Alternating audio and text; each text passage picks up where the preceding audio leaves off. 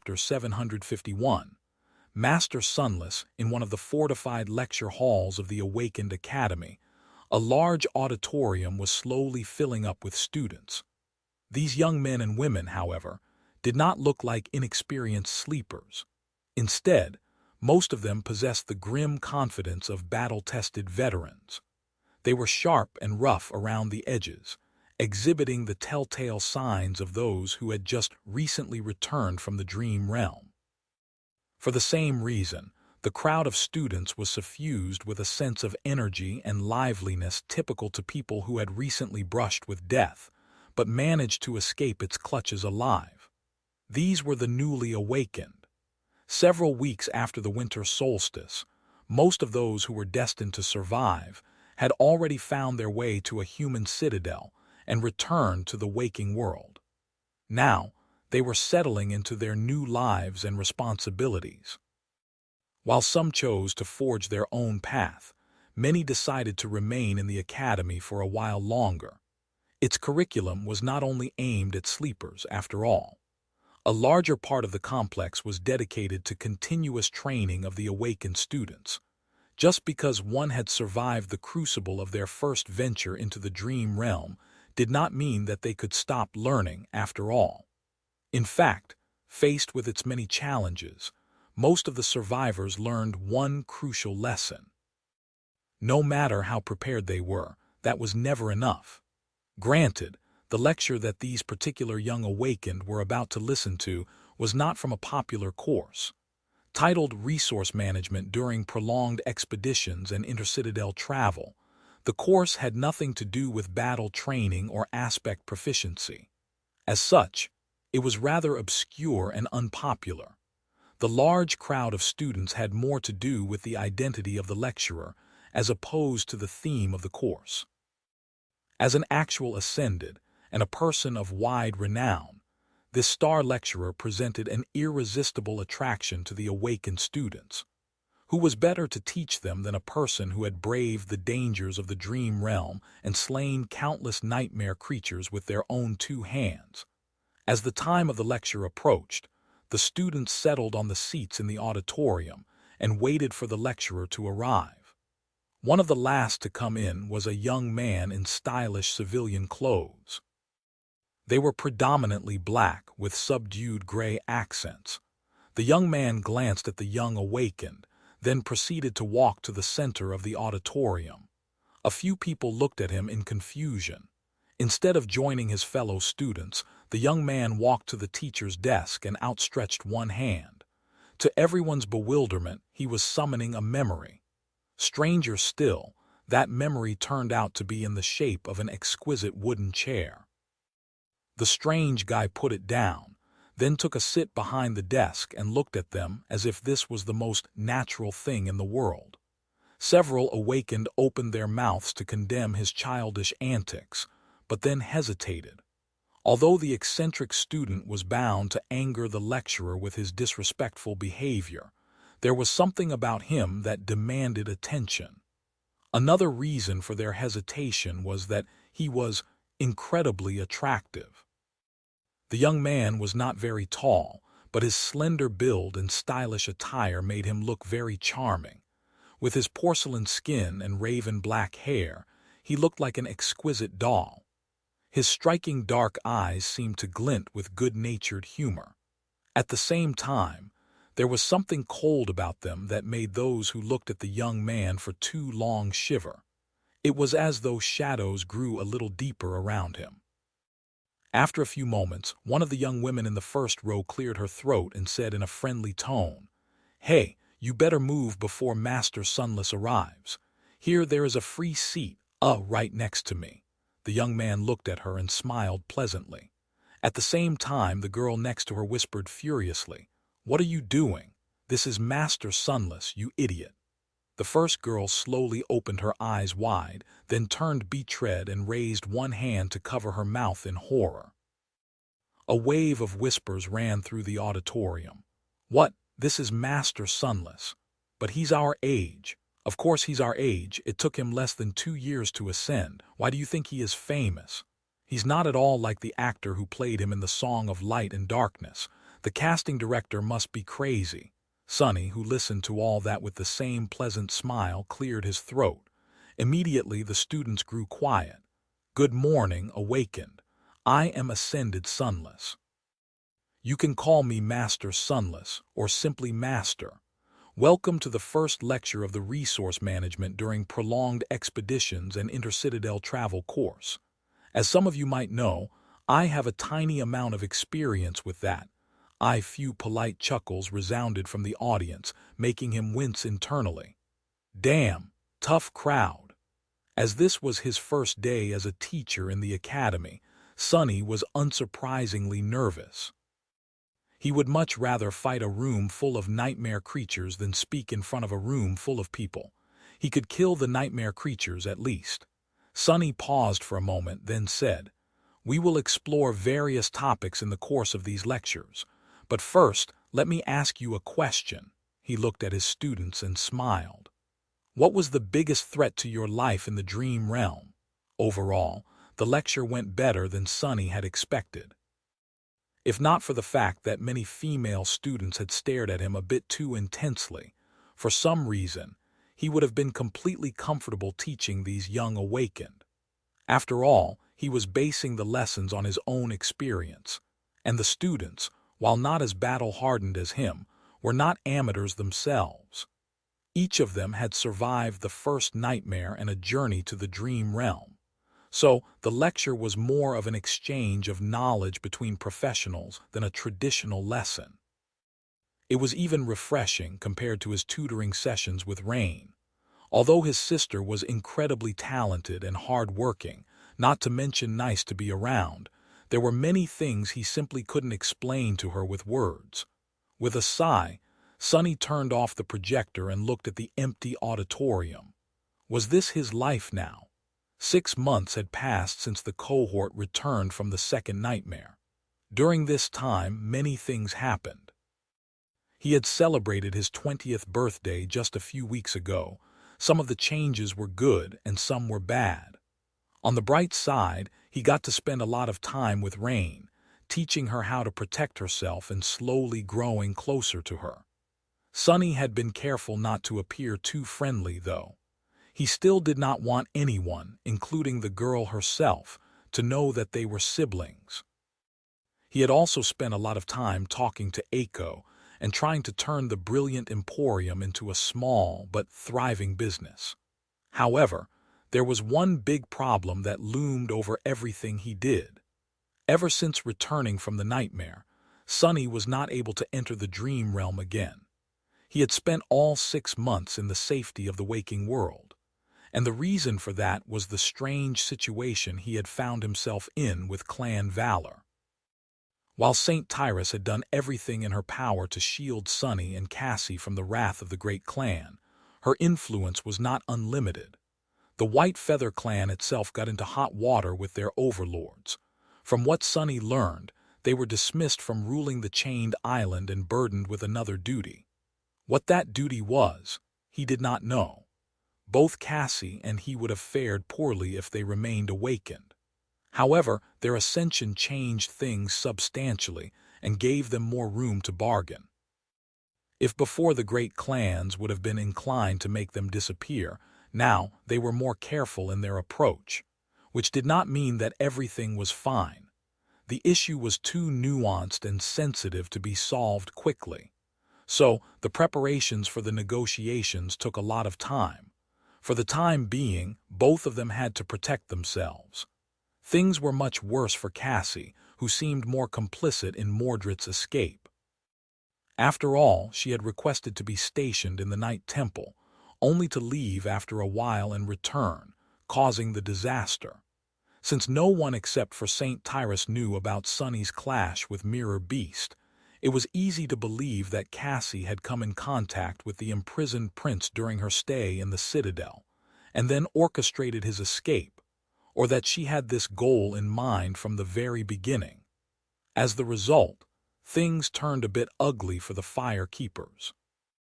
After a couple of them disappeared, the rest took shelter in the Ebony and Ivory Towers, where the ocean of divine flames and the crushing protected them from any threat. They rarely returned to the waking world to avoid problems. Sunny was on the opposite side of things. Thanks to Master Jet, he enjoyed a bit of protection from the government. Since the great clans had a lot of influence in the dream realm, but were not as powerful in the waking world, he was advised to remain there for a while, which meant that he could enjoy some peace and quiet for a bit. It also meant that he could not hunt the nightmare creatures and saturate his cores unless a gate suddenly opened nearby. This was a problem. Chapter 752, Solid Foundation. After the Seed of Nightmare had been destroyed, something unexpected happened. A gateway took its place, turning the ivory tower into a citadel. At the same time, the dream realm anchors of the cohort members shifted, becoming tied to it. Masters did not have to travel to another world every time they slept, but they still needed a gateway to return to reality. Changing an anchor was as easy as making use of another gateway, but there lay the problem. The only way to leave their new citadel was to either brave the crushing somehow, or to go through the portal to the Ebony Tower and rise from the depths of the sky below on the flying ship. While that made the ivory tower incredibly safe, it also meant that there were no nightmare creatures around for them to hunt. There was no point for Sunny to go to the dream realm at all, especially after he had explored Hope's former prison, finding nothing of particular interest inside. It also meant that Mordred was most likely tied to the same gateway. However, the Prince of Nothing had never shown himself. Either he had found a way to change his anchor, or he had chosen to remain in the waking world as well. In any case, there was no safe way for Sunny to collect shadow fragments in the dream realm. He was also cut from his main source of memories, which he had hoped to put on sale through the Emporium. At first, Sunny was very unhappy with this situation. He was both much stronger and still far behind Nephi's in terms of raw power. Even though there was a vast gap of 2 ranks between them now, his soul lusted to grow even more. He could never have enough strength, never be powerful enough to protect himself and those he cared about from the vicissitudes of life. He was still too weak to challenge fate. But after a few days of peaceful life in the waking world, Sunny had started to slowly change his mind. In the past 3 years, his power had grown tremendously, and at a breakneck pace. While that was extremely beneficial overall, there was a negative side to such speed. His foundation had turned unstable. He had been so preoccupied with gaining more power, more strength, deeper insight, greater understanding, that he had not spent enough time actually assimilating all these gains into a coherent whole. Internalizing and absorbing all the lessons he had learned into his very bones was very important, yet he had neglected it for the lack of time and opportunity. He needed time to truly make the vast power he had won his own. Additionally, there was something else that concerned Sunny: his mental state. Ever since he had been infected by the nightmare spell at 16, his psyche had been subjected sometimes by the circumstances and sometimes through his own volition to incredible abuse. Sunny prided himself on the fact that he never broke, no matter what ghastly horror and gruesome agony he had to endure, and there had been plenty. However, he also never forgot the conversation he had with Master Jet on the way to Shadow Blade Kurt's execution. He knew that awakened, no matter how great and powerful they seemed, were also the most likely to crack. The nightmares they brought back from the dream realm haunted them, and many succumbed to the relentless strain. Sunny had been gutted, beheaded, and burned. He had watched friends die or be left behind. The amount of torturous pain he had gone through could only compare to the amount of mental anguish he had experienced. The Red Colosseum, the nightmares, and all the rest, it was enough to crush a dozen people. And yet, he still stood tall. But for how long? While Sunny considered himself to be a resilient person, maybe even incredibly so, he was not prideful enough to think that he was better than every overhuman out there. Would his soul and mind continue to remain strong if he continued to carelessly abuse them, or would small cracks appear on their surfaces? Maybe there were countless cracks on them already. In the end, he had decided that taking a break to consolidate his foundation and give his mind time to heal was worth it. The situation with Clan Valor, while unpleasant, was not critical. It just demanded time and caution. Slowly but surely, the sides were going to come to an understanding and find a compromise through negotiations. As masters of considerable renown, Sonny and Cassie had enough influence and weight to reach a favorable outcome in these negotiations, especially because 50 of the most promising awakened of their generation were following Song of the Fallen. He was going to use the time before that happened to his benefit. So, although the past 6 months had not exactly been exciting for Sonny, they had been very fruitful. He had spent a lot of time practicing his combat skills and shadow dance, properly assimilating everything that he had learned to elevate his mastery of battle to a new level. He also had to relearn a lot of things to adjust to his new power as a master, and adjust all his techniques to this new, incredible reality. One of the more valuable discoveries he made during this time was that the inherent problem he had been struggling with, the threat of losing himself to the formlessness of shadow dance, was easily remedied by a simple thought exercise. He just had to remember his true name. No matter how far gone he was, it always brought him back. Apart from that, every single aspect of Sonny's combat ability was vastly improved by his newly profound control of shadow essence, as well as the time he had taken to fully absorb all of his rich battle experience. Battle techniques were not the only thing he trained, though. He also dove deep into the intricacies of shadow manifestation, first learning how to properly wield it, and then leveraging his cunning and creativity to push its uses to their limits. His new ability was an incredibly versatile one, so there was a lot he could do with it. Not only did it have the potential to be powerful on its own, it could also be weaved into every other facet of his battle performance in unexpected and insidious ways. Almost every day, Sonny discovered something new he could do. The possibilities were simply limitless. That limitlessness, however, was its own problem. Just because Sonny could do a lot did not mean that it was wise to do it. So it took a lot of time to find the most effective and efficient ways to use shadow manifestation. Slowly but surely, his arsenal of true and tested tricks and methods grew. He practiced each one until they became as instinctive as his combat techniques, so that he could use them without wasting even a split second on thinking about and concentrating on the desired result. Lastly, there was sorcery. After the initial breakthrough he had made in the nightmare, Sonny spent a lot of time widening the scope of his understanding of spellweave. This was perhaps the most unassailable and tough field of expertise he was trying to study, since there was nothing and no one to teach him how to do it. The scope and complexity of the subject were boundless, and all he could do was blindly stumble in the darkness, learning tiny bits through trial and error. It did not help that he could only experiment with memories, which were a rare and finite resource to him. Sonny worked around that limitation somewhat by turning mundane things into memories and experimenting on them instead.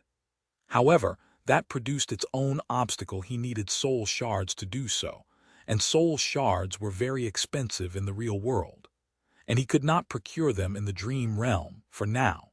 To solve his resource problem, Sonny turned to the only source available to him: the merit points provided by the government, which could then be exchanged for various valuable things.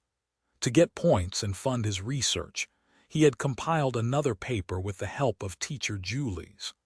The exploration report on Chained Isles, by Ascended Sunless, did not produce as big of a ripple among the general public, but caused a real explosion in the awakened academia. The data about all the ancient nightmare creatures, the culture, and the bizarre nature of the Kingdom of Hope was a true boon to the collective knowledge base of humanity. Sunny, of course, kept the most sensitive pieces of information to himself, but just what remained brought him vastly more contribution points than the report on the Forgotten Shore. Information from nightmares was 10 times more valuable, after all, since very few people ever challenged them, and even fewer returned alive. These contribution points, as well as other benefits and privileges he had become entitled to as a master, allowed him to not only pour his mind and soul into studying sorcery, but also kept the brilliant emporium functioning without a constant influx of his hunting trophies. Sadly, even that was not enough, and hence, Sunny found himself teaching young awakened at the academy. While that was not the best and most efficient way for a master to earn, it was still rather profitable for someone in his situation. Sitting in the empty auditorium, Sunny sighed and looked at his communicator.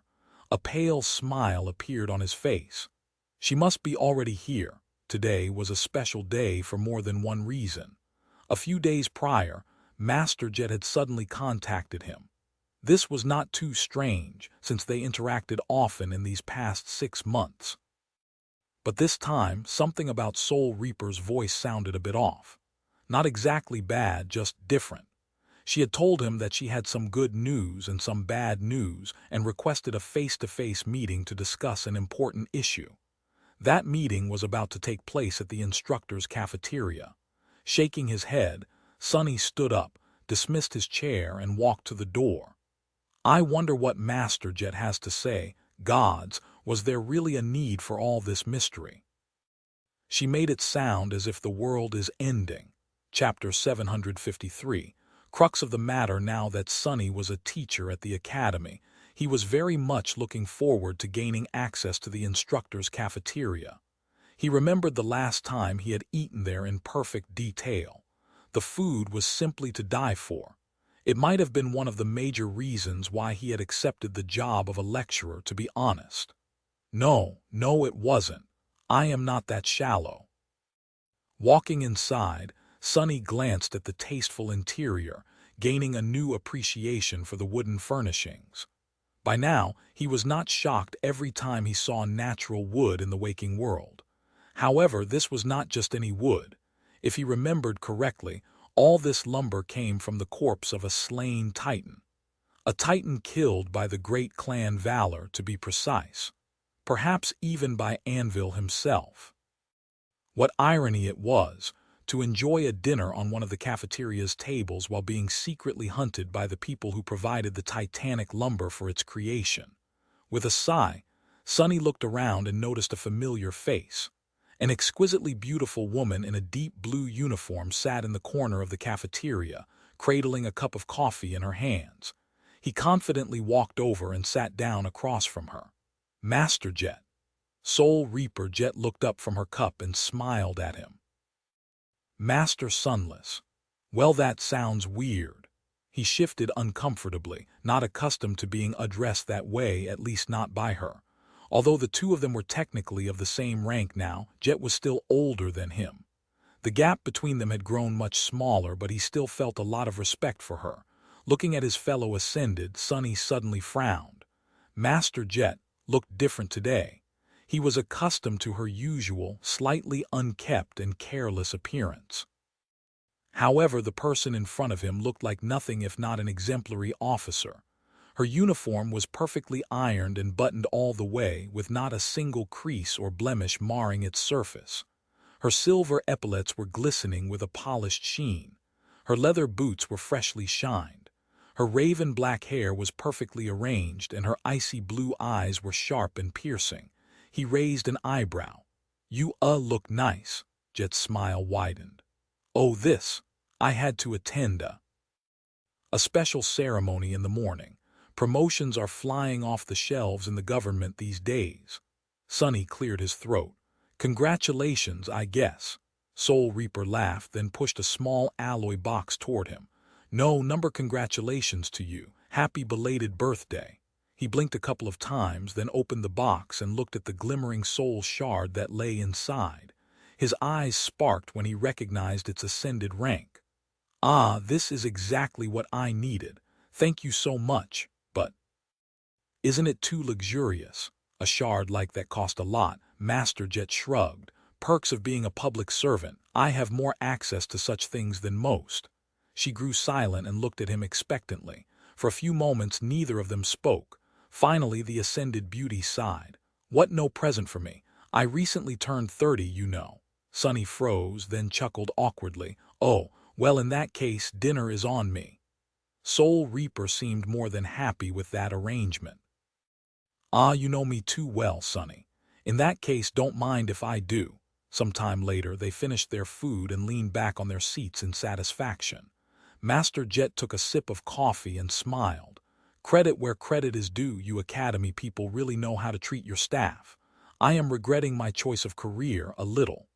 Her voice trailed off a little, and a wistful expression appeared on her face. Then she shook her head and finally addressed the true reason why they met today. Good news first. You can relax, Sunny. Valor seems to finally be ready to behave reasonably, so the worst part is over. He inhaled deeply. At last. What changed? Master Jet shrugged. Well, a lot of things. But mainly, they just don't have the energy to pursue small matters anymore. The tension between the great clans seems to be growing, so Valor elders have a lot on their plate. That plays in your favor because you and your cohort have managed to make yourself valuable. With Saint Tyrus advocating on your behalf, everything is ready for a sincere and friendly negotiation. Sunny frowned. Sincere, friendly. What about the fire keepers that disappeared? You might have not noticed, but the survivors of the Forgotten Shore are a tight group. To them this is not a small matter, she smiled. They are alive, although maybe not well. Their release is one of the points you and Song of the Fallen will have to negotiate. However, I don't foresee any problems with that. As long as you told the truth and neither of you had conscious plans of assisting that mysterious prisoner of theirs in the escape, everything should be fine. A dark expression appeared on Sunny's face. Master Jet knew the general situation, but not the details. The problem they had with the great clan Valor was very simple. Although Sunny and Cassie had caused a great deal of harm to the clan's interests, because of the lack of witnesses and Saint Tyrus volunteering to act as the scapegoat, that by itself was not something intolerable. However, the crux of the matter was that no one in the great clan knew if their actions had been simply the result of a misfortunate happenstance or premeditated. What Master Jet had just told him meant that Valor was ready to abandon their hostile paranoia and accept the version of events where neither Sunny nor Cassie had helped Mordred escape willingly, as well as grant them an unofficial pardon. With the White Feather clan taking the responsibility for the death of Saint Cormac, that would leave them in the clear. However, although the great clan knew that Mordred had escaped as the result of their actions, no one except for the members of the cohort knew that he had followed them into the nightmare.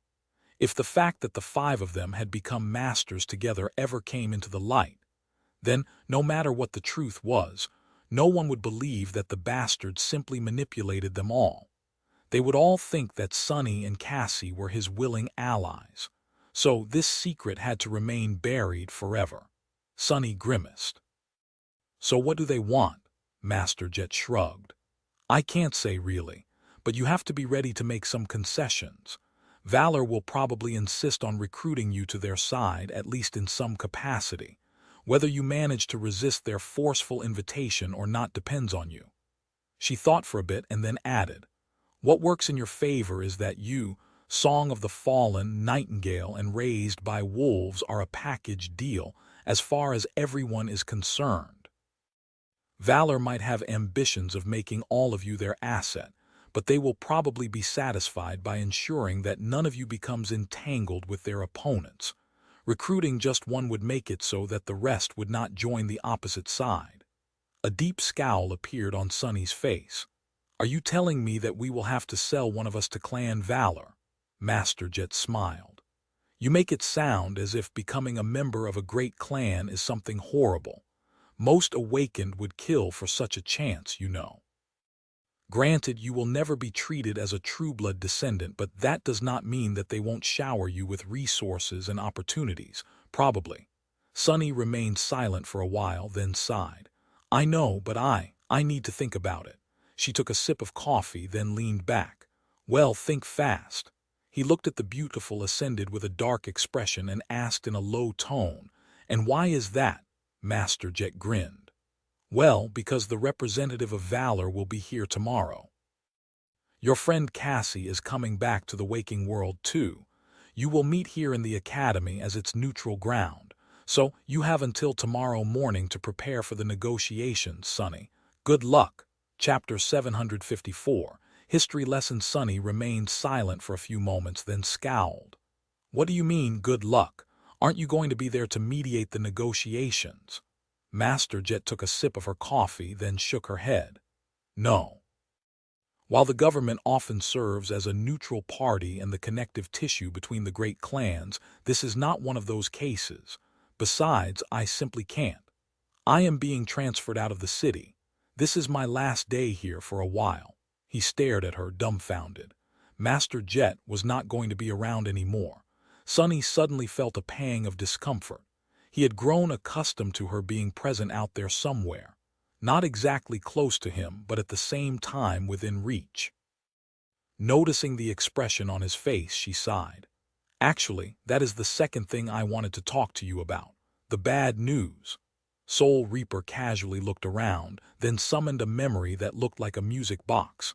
Immediately, a dome of silence appeared around them, cutting off all outside noises. Sunny frowned, confused by the need for secrecy. She had seemed to be perfectly fine discussing private matters of a great clan in the public. What could have been more sensitive than that? Master Jet lingered for a moment, then said, To be honest, Sunny, I was not going to have this conversation with you, at least not yet. But since the situation changed, and the things we are going to talk about can affect the decisions you will make tomorrow, I decided that there is no point in postponing it. He shifted uncomfortably. That is very suspenseful. What is the matter? She smiled, then activated her communicator and summoned a projection. It showed a map of something that looked like a big chunk of the dream realm. Sunny saw a lot of water and several large landmasses, each no smaller than the Forgotten Shore by the looks of it. However, no matter how he looked, he could not find the familiar landmarks, the Hollow Mountains, Bastion, Ravenheart. Either he was not as proficient at reading maps as he had thought, or he had never seen this land. Slightly confused, he glanced at Master Jet and asked, Is that a previously unexplored region of the dream realm? She looked at him with a strange expression, then coughed. No, that is planet Earth, you dummy. Sunny froze in embarrassment, then looked at the image again. Oh, right, I am an idiot, Soul Reaper grinned. Sunny, are you one of those awakened that know more about the dream realm than about the waking world? He cleared his throat. Well, it's not like I spent a lot of time in school, you know. Rin dimmed a little. Right, sorry. Sometimes I forget how young you are. It took me a while to cover the basics after leaving the outskirts as well. Master Jet sighed, then pointed to the map. In any case, this is our world. As you can see, it is not in great shape. A few centuries ago, it looked very different. There were around 12 billion people living across it. A few million even found their way to the moon eventually. She sighed, then added, But now, there's barely 3 billion of us left. And we only populate 4 of the 7 continents. Do you know which continent we are currently on? What our city is called? Sunny looked at her with a dark expression. I am not a complete fool, you know. We are in Asia, and the city is called, wait, it has a name. I just thought it's called, the city. She rolled her eyes. Well, you are half right. We are indeed in Asia, which is one of the 4 populated continents and one that shelters the most people. The city we live in is the largest and most populous city left on Earth. It is also the industrial, military, and administrative heart of humanity. Around 1/10 of all humans live here. That is why, while it is technically called the Northern Quadrant Siege Capital, or NQSC, people usually just refer to it as the city. Master Jet hesitated for a moment, then said with a hint of darkness in her voice, "Most of the surface of the planet is either uninhabitable or overrun by nightmare creatures, so megacities are the most convenient way to sustain a large population. However, even with spelltech and modern science, they are not capable of sustaining everyone. Hence the outskirts, where around 20% of the total city population is offloaded to slowly die out of the sight of the rest of humanity." "But that is neither here nor there," she sighed, and then pointed to a continent directly connected to Asia. "This pit of desolation used to be known as Europe. It was turned completely unsuited for human life long before the spell appeared." Her finger trailed across a large body of water. "This is North America. We lost it not long before you were born when a Category 5 gate opened there. That was a big disaster. Because of its proximity to the gate, South America was mostly abandoned as well. Now, we only maintain a small presence in its southernmost part. Those settlements are incredibly important, however, because that is where most of our food is produced." Master Jet hesitated for a bit, and then gestured to a large archipelago situated below South America. "This is Antarctica, the second most populated continent after Asia and the logistical link between the rest of the continents, connecting both hemispheres together. Believe it or not, before the dark times it was covered in ice. Actually, the melting of all that ice was one of the reasons that caused the dark times." She sighed. "The sea levels across the planet rose, drowning many cities and displacing billions of people. The percentage of the landmass that was devoured by water was not too radical, but the problem was that many civilization centers were situated along the coasts. With all of them gone and billions of refugees seeking shelter, the global infrastructure collapsed. It did not happen in an instant, of course, but quite fast. That is the danger of building a deeply interconnected society. Lack of self-sufficiency is perfectly fine and even beneficial during the good times, but makes civilizations vulnerable to cascade failure." Soul Reaper looked at him with a grim expression. "Which was exactly what happened. The worse things got, the more chaos there was, and the more chaos there was, the worse things got. Endless natural disasters, destruction of global infrastructure, and resource starvation led to an escalating series of wars. Orbital kinetic strikes, nuclear warfare, chemical warfare, biowarfare. In the end, everything was being used. The planet was already in bad shape, and this was almost the last straw. In the end, the terribly reduced population achieved some form of stability, and that was the nightmare spell appeared." Master Jet shook her head. But am I getting off topic? The point is, almost all of humanity resides around the Indian Ocean today. Asia, Antarctica, Africa, and Australia are the 4 remaining bastions of our civilization, forming the northern, southern, western, and eastern quadrants. Sunny listened to the impromptu lecture with interest. He knew bits and pieces of human history, of course, but mostly from them being referenced in popular culture and government propaganda, which were more often than not one and the same. Out there in the outskirts, people did not need to know a lot about the world, because their world started and ended in the outskirts. Even the city proper seemed like a distant land. He would have had more general knowledge, of course, if he had attended school, but Sonny's formal education more or less ended when he was 7. Honestly, the fact that he knew that people lived on the outside of the planet as opposed to on the inside was already an achievement.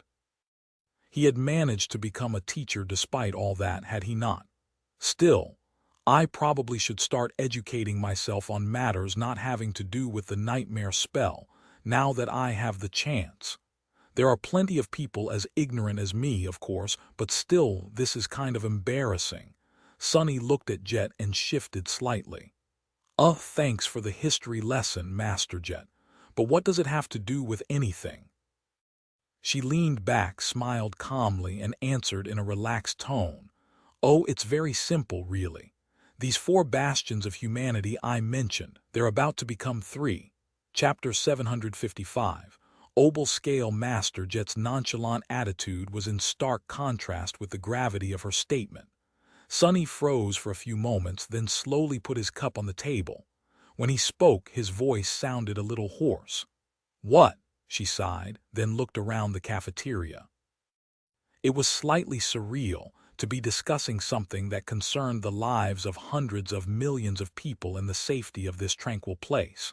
Several instructors were enjoying their meals, and there were members of the staff going about their business. None of them knew of the approaching disaster. This contradiction was chilling, too. Soul Reaper did not seem to mind. I have told you about the Obel scale once, right? It is a very complicated spelltext system that the government uses to predict the appearance of gates across the globe. Well, I was not entirely honest when I said that a bit of maintenance and calibration would solve all the problems it had been experiencing recently. In truth, the problems we've been having with its readings are not as trivial as I implied. They are just a symptom of a much bigger problem. Sunny's eyes widened slightly. Kurt, Shadow Blade Kurt. He mentioned something about the Obel scale. It was the reason he had given up and gone mad, one of them at least. Master Jet nodded, an expression of mild contempt appearing on her face. Yes, however, Kurt was broken and weak. He really blew the issue out of proportion. The corner of Sunny's mouth twitched. I wouldn't call losing an entire continent a small issue, she shrugged. Neither would I, but is not the end of the world either. Soul Reaper calmly took a sip of coffee. Back when we lost North America, something similar happened. The Obel scale went out of alignment, making its detection scope unreliable. In the end, a Category 5 gate appeared, and after that, everything went back to normal. However, a few years ago the government noticed growing irregularities in the readings again. After studying these irregularities for some time, we came to the conclusion that something massive was going to happen again. She pursed her lips. This time it is going to be different. Instead of one gargantuan gate, there is going to be a chain reaction of sorts. Hundreds of smaller gates are going to open in relatively quick succession, allowing countless nightmare creatures to invade the real world. And all that is going to take place. A moment of tense silence passed before she finished the sentence. In Antarctica. Sunny felt his mouth turn dry. But you just said that Antarctica is the second most populated continent on Earth. Master Jet nodded. Yes, there are around 900 million people living there. He remained motionless for a while, then looked away. You also said that a compartmentalized global infrastructure is vulnerable to cascade failure, and that Antarctica serves as a logistical hub between the 4 continents and South America, where most of our food is produced. Soul Reaper smiled. Indeed. However, it is not as bad as you might think. Every megacity possesses robust hydroponic agriculture and is capable of sustaining itself to a large degree. We've learned our lessons. Yes, losing the connection to South America will be a painful blow, but humanity will survive. There will be a big change, of course. I think you have already guessed its nature. More people will be pushed out into the outskirts. Maybe there will be 30% of the population living there instead of 20. Maybe more. Sunny still could not let go of his dismay. What about the millions of people living in Antarctica?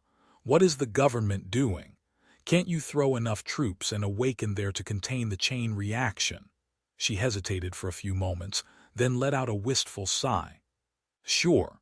If we mobilize all our forces, and I mean all of them, and get the great clans to fully support the operation, we might keep hold of Antarctica. However, it is not that simple. Everything has a cost, Sunny. There are 3 other continents we have to protect, and sending so much awakened into the meat grinder will leave them defenseless. After all, the fact that hundreds of gates will open in Antarctica does not mean that they will stop appearing everywhere else. Overextending our resources to protect one quadrant will doom all of them. Even if that doesn't happen immediately, in the long term, humanity will cease to exist on Earth. Master Jet rubbed her face, then smiled. That does not mean that we are going to remain idle, however. In fact, the government has been preparing a massive operation for the past 2 years. It's just that the situation changed much quicker than anyone could have expected. The timetable has been brought forward by several years at least. Our current preparations are entirely insufficient. She grew silent, then added in a neutral tone, "We thought that there would be much more time to get everything ready, but there isn't, not anymore. So, it's going to be a damn mess of epic proportions." Sunny scowled, not entirely sure what that was supposed to mean. He could barely accept the fact that losing one of the 4 continents was an acceptable price for keeping the other 3 intact.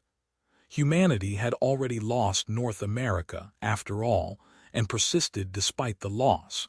It had arguably grown more powerful as the result. But if the government was willing to let nightmare creatures conquer Antarctica, what operation could it be possibly planning?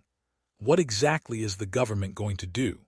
Master Jet turned back to the map of the Earth, lingered for a few moments, and then pointed at the large archipelago in the south. "Why, what else? We are going to evacuate 900 million people from the doomed continent while a never-ending horde of nightmare creatures is pursuing us. Or we will try, at least. To be honest, I think that most of those who try will probably die." Chapter 756. Navigation. Master Jet studied the map for a few moments and then traced a line across the ocean that lay between the 4 continents. Then she suddenly asked, "Do you know a lot about seafaring, Sonny?" He slowly shook his head. "As much as the next guy, I guess," she smiled. "Understandable. In truth, navigating the oceans is not an easy task. If it was, we could have just used the Pacific or the Atlantic to transport food from South America, but trying to sail them is pure suicide, for now." Soul Reaper leaned back and took a sip of coffee. "Most of our planet is covered by water, and most of that water is infested with dreadful nightmare creatures. That is because most gates open underwater. And since we have very few methods of battling them below the sea and very little reason to, we just leave those gates be. Humanity might still hold 4.5 continents, but we have surrendered all of Earth's oceans to the enemy." She sighed, then dejectedly shook her head. "Still, no civilization can exist without efficient transportation, and shipping cargo across water has been the mainstay of transportation since the dawn of time. So, we maintain a presence in the Indian Ocean. Navigating it is not easy, however, because there are unspeakable and uncountable horrors dwelling in the depths." Sunny hesitated for a moment, then asked with a bit of curiosity, "Wouldn't it be easier to ship stuff through space then?" Soul Reaper grimaced. "It is not cost-efficient. Getting to orbit requires considerable resource commitment, more so with heavy cargo, and resources are something we desperately lack. Plus, space is rife with its own dangers." Sunny raised an eyebrow. "What dangers?" She simply shrugged. "That is above even my pay grade, so I don't know. Suffice it to say that simply maintaining a scattering of satellites that support the network and the Obel scale is already a dire challenge. Whether you like it or now, water is the only way." He frowned. "So how do we manage to make use of the ocean if it's so dangerous?" Master Jet smiled. "Ah, well, the answer is pretty simple, House of Night." Sunny blinked a couple of times. "The Great Clan," she nodded. "The representatives of the House of Night excel in guiding ships through turbulent waters. They are not called Nightwalkers just to honor the clan founder, after all. To move across the ocean, convoys that consist of massive, heavily armored ships employ the services of Nightwalker navigators." Sunny leaned back, thinking. He knew a bit about the third and the least prominent great clan, but not too much. Unlike valor and song, which resembled most legacy clans and had originated from a single family, House of Night was born from an alliance of several prominent clans. They resided in a dire region of the dream realm known as Stormsea, and controlled one of the three great citadels which, as far as he knew, resembled a giant ship and was most likely left behind by one of the seven demons. Sunny also knew that the House of Night did not possess a sovereign of their own. Anvil of Valor and Kai Song ruled their families, but Asterion was seemingly not related and had nothing to do with the third great clan. It was not clear why the other two powers did not consume the weaker one. Now that Sunny learned of the pivotal role Nightwalkers played in sustaining human civilization, he guessed that they simply offered too much utility to be pressured into submission. Alternatively, the nature of the region they controlled might have simply been too hazardous for either Valor or Song to invade, or their existence created a bit of much-needed balance and deterrence between the two dominant great clans. What was clear, however, was that the House of Night was deeply connected to Storm God. There were just too many coincidences between their powers and the deity of depths, oceans, darkness, stars, travel, guidance, and disaster. Did Nightwalkers bear the lineage of Storm God? That would certainly explain a lot. Master Jet meanwhile continued. The Scions of the House of Night allow naval convoys to reach their destinations, which is both a blessing and a curse.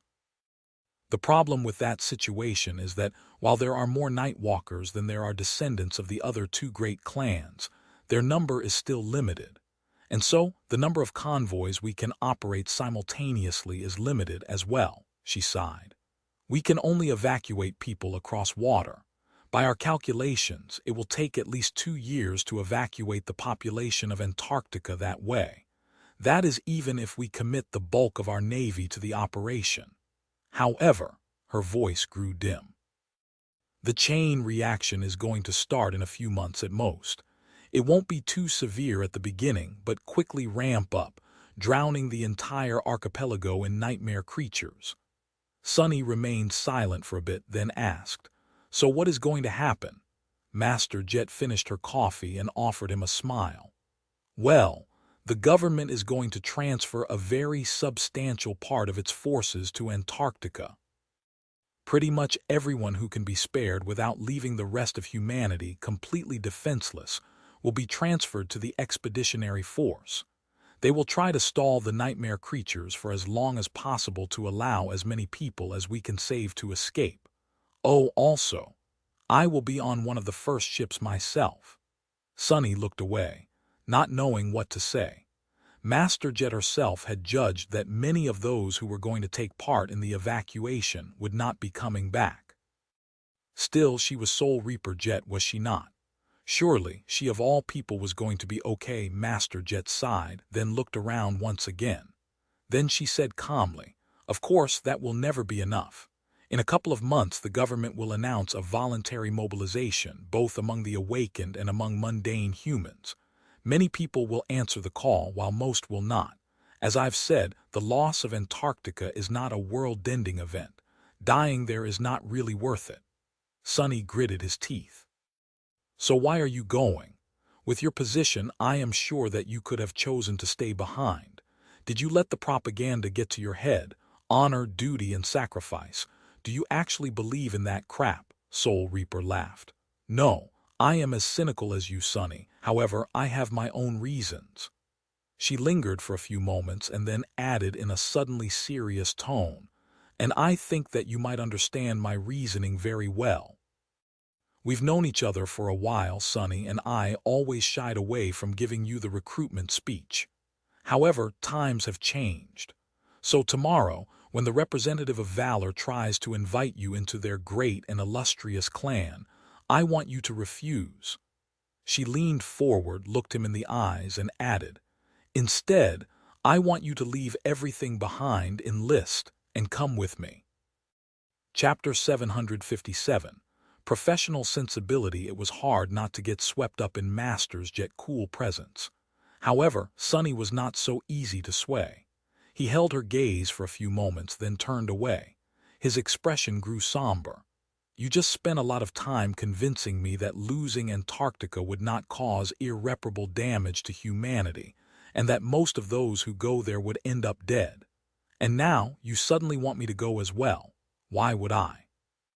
Sure, fighting a noble and glorious war against the nightmare creatures sounded exciting, but Sunny was not an inexperienced kid anymore. He knew the price of glory all too well. To him, war casualties were not an abstract concept, but instead a very familiar and grim reality. He was not arrogant and ignorant enough to consider himself immune to death. Master Jet leaned back. "Don't you want to defend your fellow humans?" Sunny shrugged. "Don't get me wrong.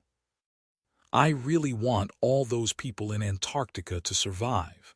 However, none of them helped me when I was starving to death in the outskirts. None of them were there when I was drowning in my own blood on the forgotten shore. The government didn't do crap to uplift me either." He frowned and then added, "In fact, one might argue that the government not only abandoned me entirely, but even did everything in its power to make sure that I die swiftly after being used up to bring it a tiny bit of benefit, like my parents did. But despite all that, I survived and managed to build a decent life for myself. And now that I finally have something good going for me, you want me to throw it all away and go risk my life to maybe save a bunch of strangers?" Master Jet sighed. "I get it, trust me, I do." But Sunny raised his eyebrows. "But what? I do believe that you get it. You are from the outskirts yourself, after all. Maybe your life there was not as bad as mine, but it wouldn't have been too different. So why are you going to Antarctica?" She lingered for a few moments, then looked away. "I guess it's hard to explain. Honor, duty, sacrifice, you're right, those words don't mean much to me. Working for the government is a means to an end. However, I do work for the government, and I take pride in my work." Soul Reaper studied the visitors of the cafeteria with her icy blue eyes, then glanced at Sunny. "I might not have a lot of affection for humanity, but maintaining the fragile balance that allows it to exist is something that I chose to make my responsibility, my domain. So, watching Antarctica go up in flames from the sidelines would be against my professional sensibility." Sunny remained silent for a while, thinking about what she said. He felt that in a sense Master Jet was very much like him, too stubborn to give up, unwilling to let the world have its way. However, there was a big difference between them. While Sunny aimed all that spite and resentment at surviving and elevating only himself, she had chosen something much grander as her target. Instead of going it alone, Soul Reaper had decided to tie herself down to a much bigger hole. Was it worth it? He did not know for sure, but felt that it wasn't. People like him and her deserved to be selfish. The world had never treated them well, and so they had no obligation to return the favor. Dying for someone you did not care about was utter foolishness. He looked at her and said dacrally, "But I am not in the same profession as you." Master Jet smiled. "True, however, I wasn't finished. My work ethic is only part of the reason why I am going to Antarctica. The other is the future." Sunny raised an eyebrow. "The future," she nodded. "Yes. The world is changing, Sunny. What happens in Antarctica might not end humanity or even change it too much, but it will change the awakened. Think about it, with so many of us going, either as part of the initial force or as volunteer reinforcements, the power balance of the awakened society will shift. Thousands will die, but those who survive will grow stronger." Soul Reaper leaned forward, her voice suddenly intense. "How many will fully saturate their cores? How many will achieve a breakthrough in their combat skill? How many will ascend? There are less than 1,000 masters alive in the world right now. How many will there be after the battle for Antarctica? I'd wager much more than that. How many new saints will emerge? Everything will shift, Sunny. You can either be a part of that shift or be left behind." Sunny studied her face for a few moments and shrugged. Then he asked in a somber tone, "Are you hoping to become a saint in all the chaos, while all the great clans are looking elsewhere?" Master Jet sighed, then slowly shook her head. "No, not really. You are mistaken if you think that their monopoly on transcendence exists only through preventative measures. Even if you become a saint, they still can and will make you disappear. Plus, entering the third nightmare is not something that can be done in the heat of the moment. If you want to survive, you need years of preparation and an ocean of resources, not to mention a powerful and cohesive cohort. Jumping into a random seed will just get you killed." Sunny remained silent for a bit, then scowled. "What are the great clans doing about this situation anyway? The House of Night is supplying its navigators for the Navy. Are they going to join the ground forces as well? What about Song and Valor?" Soul Reaper grimaced and shook her head. "No. The great clans are staying clear from the ground operation for now. Maybe they will join eventually, but currently all three are withholding their forces." His face grew dark. "Why, isn't protecting human lives the purpose for their existence?" she sighed. "It is, and they are. They just have their own thoughts on what that implies." Master Jet hesitated for a few moments and then added, "The great clans have given up on Earth a long time ago, Sunny.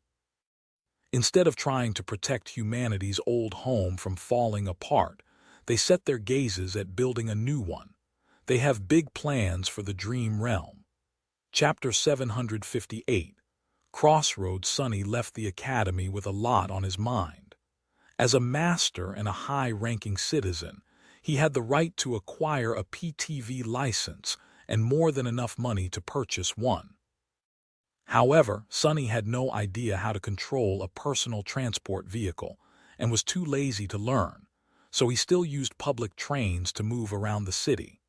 Around the Northern Quadrant siege capital. Paying no attention to the captivated glances people threw at him, he looked into the window as the train slid forward on its magnetic guideway, flying through district after district with incredible speed.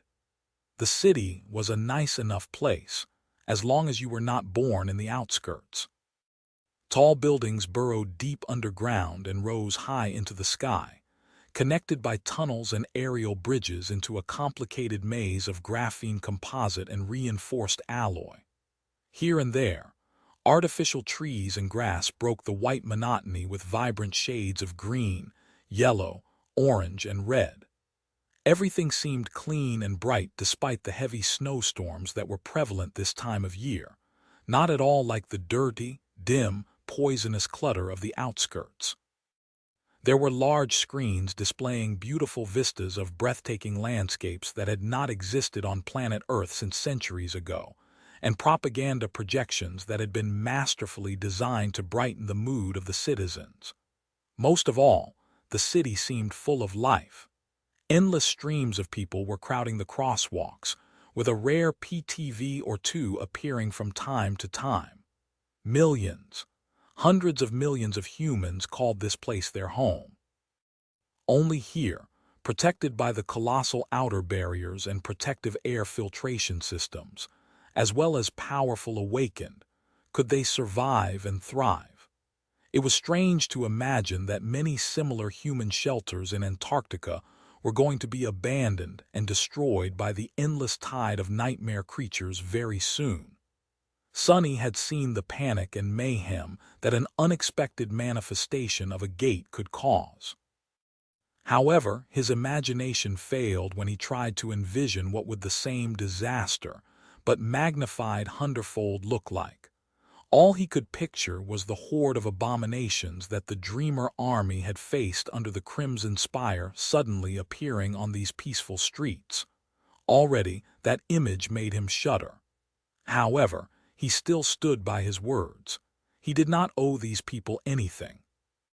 Sure, if a gate opened right in front of him, Sunny would have been inclined to fight and buy the civilians time to run away. This was just human nature. But he was not going to go out of his way and seek death just to fulfill some abstract obligation. No one had helped when he had been desperate for help.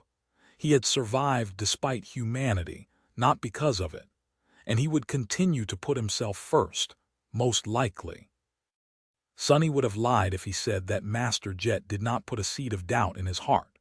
Sure, the expedition to Antarctica seemed like a suicidal exercise in futility, but she was right. Those who survived that ordeal were going to grow much stronger. Although Sonny would not be getting any shadow fragments from the hordes of dormant and awakened abominations that were going to flood the southern quadrant soon, he could still collect plenty of soul shards and memories, maybe even echoes. There would be more than enough of fallen nightmare creatures roaming Antarctica as well. However, he also did not believe in the government's ability to accurately predict what would happen there. They seemed to think that only lower category gates would appear during the chain reaction, but was that assessment right? Who could say with certainty that another Category 5 gate would not manifest itself instead? The last time it happened, the likes of Immortal Flame and Smile of Heaven perished in the fight.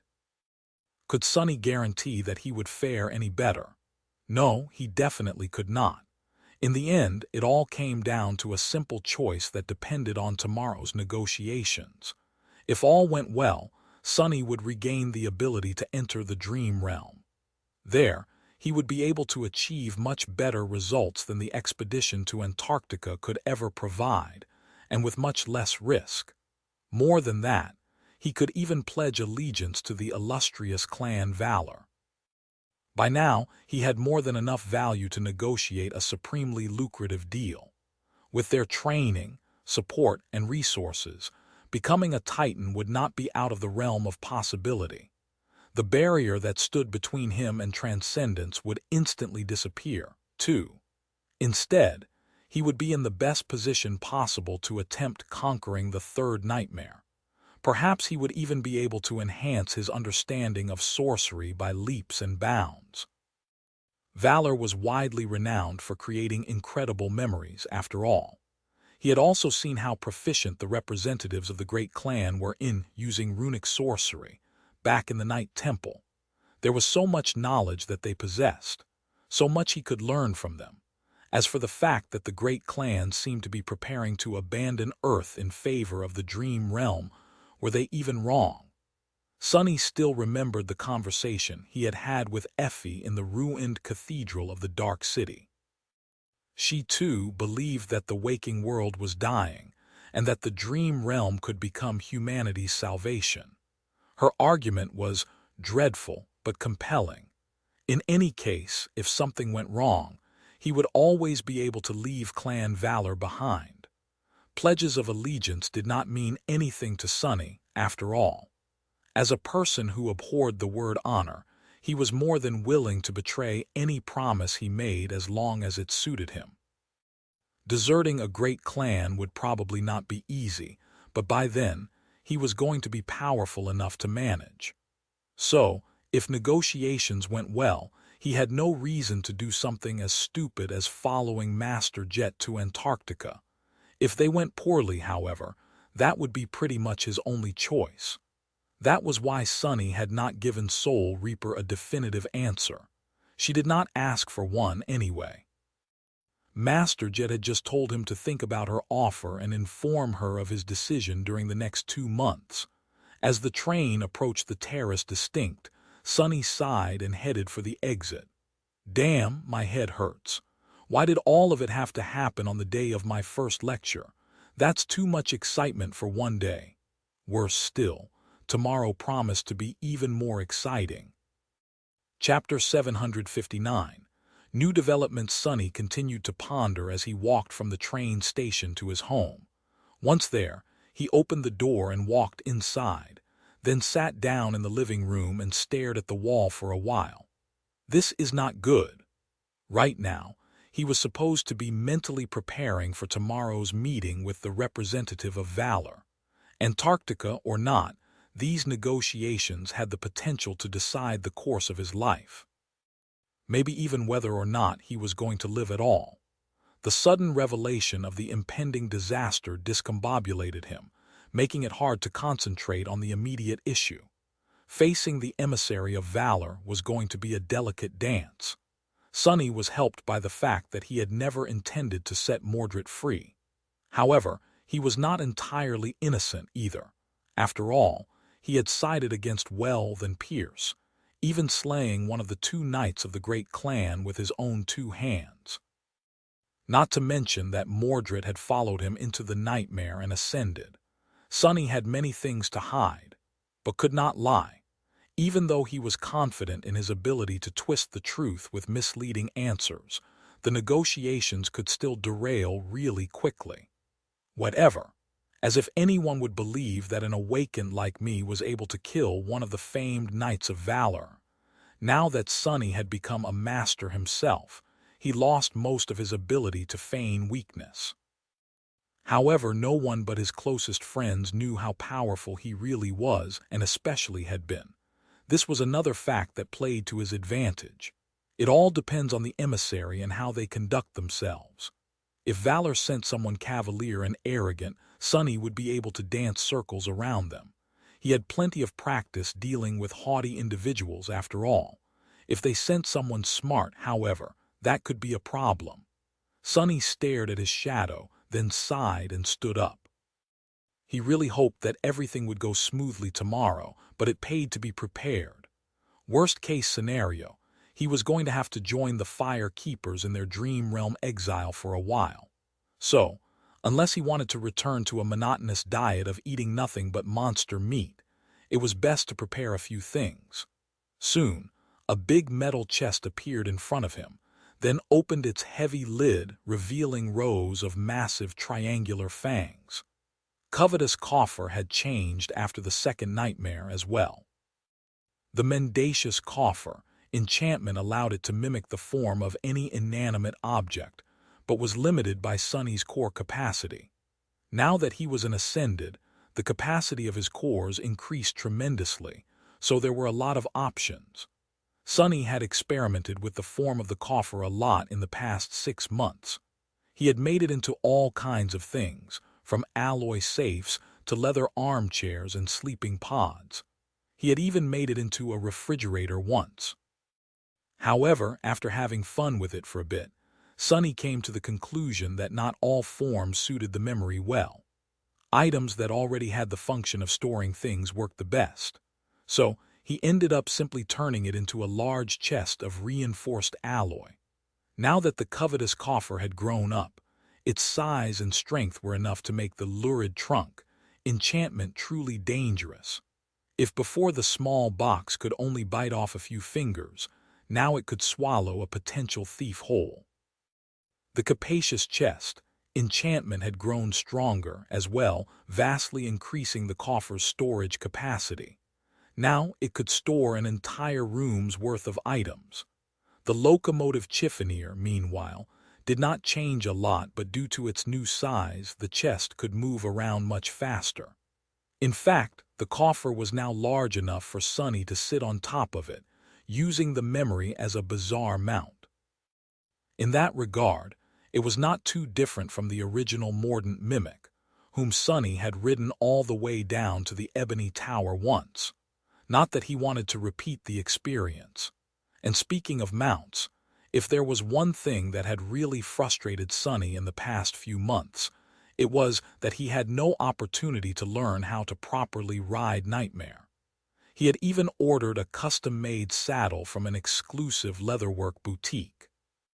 The mundane professionals working there often received commissions to create various harnesses for echoes of all shapes, so they were used to strange requests. And since only wealthy awakened possessed echoes, their prices weren't cheap. The cost only ballooned when Sunny had to sacrifice a precious soul shard to turn the saddle into a memory. And yet, it had all been to no avail. Sunny was unable to travel to the Dream Realm, and summoning the dreadful steed to move around the city would not have been too convenient. Even if he did not mind attracting the wrong kinds of attention, there surely were laws and regulations in place to prevent exactly that. It was not all bad, though. As a terror, Nightmare possessed an ability similar to that of a tyrant. In his case, the stallion accumulated literal nightmares instead of corporeal minions, and the more of them he ruled, the more his power grew. Eventually, the Dark Destrier was supposed to unlock his final ability, Dream Curse, by gathering an army of 1,000 nightmares. Sunny had not known where to find these phantasms or how to create them, but the 6 months of idleness allowed him to figure it out. There were two ways. Nightmare could either create his dream minions or subjugate them. Creating one was not easy. First, the Black Steed had to sow a seed of terror into an enemy's soul.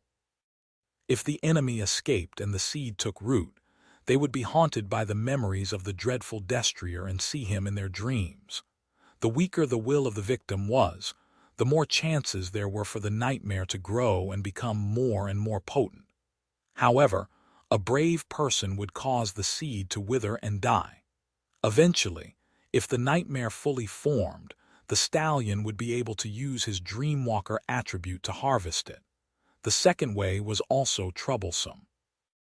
The Black Steed could travel into the dreams of powerful beings and subjugate their own nightmares.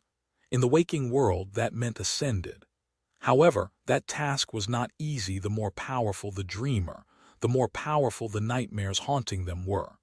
To subjugate such a nightmare, the shadow had to defeat it in battle inside the dream. Nightmare had returned severely wounded more than once from such battles. Still, he managed to gather several minions that way. Neither of them faced any real enemies since returning to the waking world, so for now there was no other option. Sunny gathered a bunch of supplies and stored them in the covetous coffer, then dismissed the memory and sighed. Accumulating 1,000 nightmares for his shadow was not going to be easy. Maybe he should have accompanied the Black Steed into other people's dreams. However, there were enough things haunting him already. He did not need to experience someone else's fears as well. Getting close to sleeping masters was also rather perilous.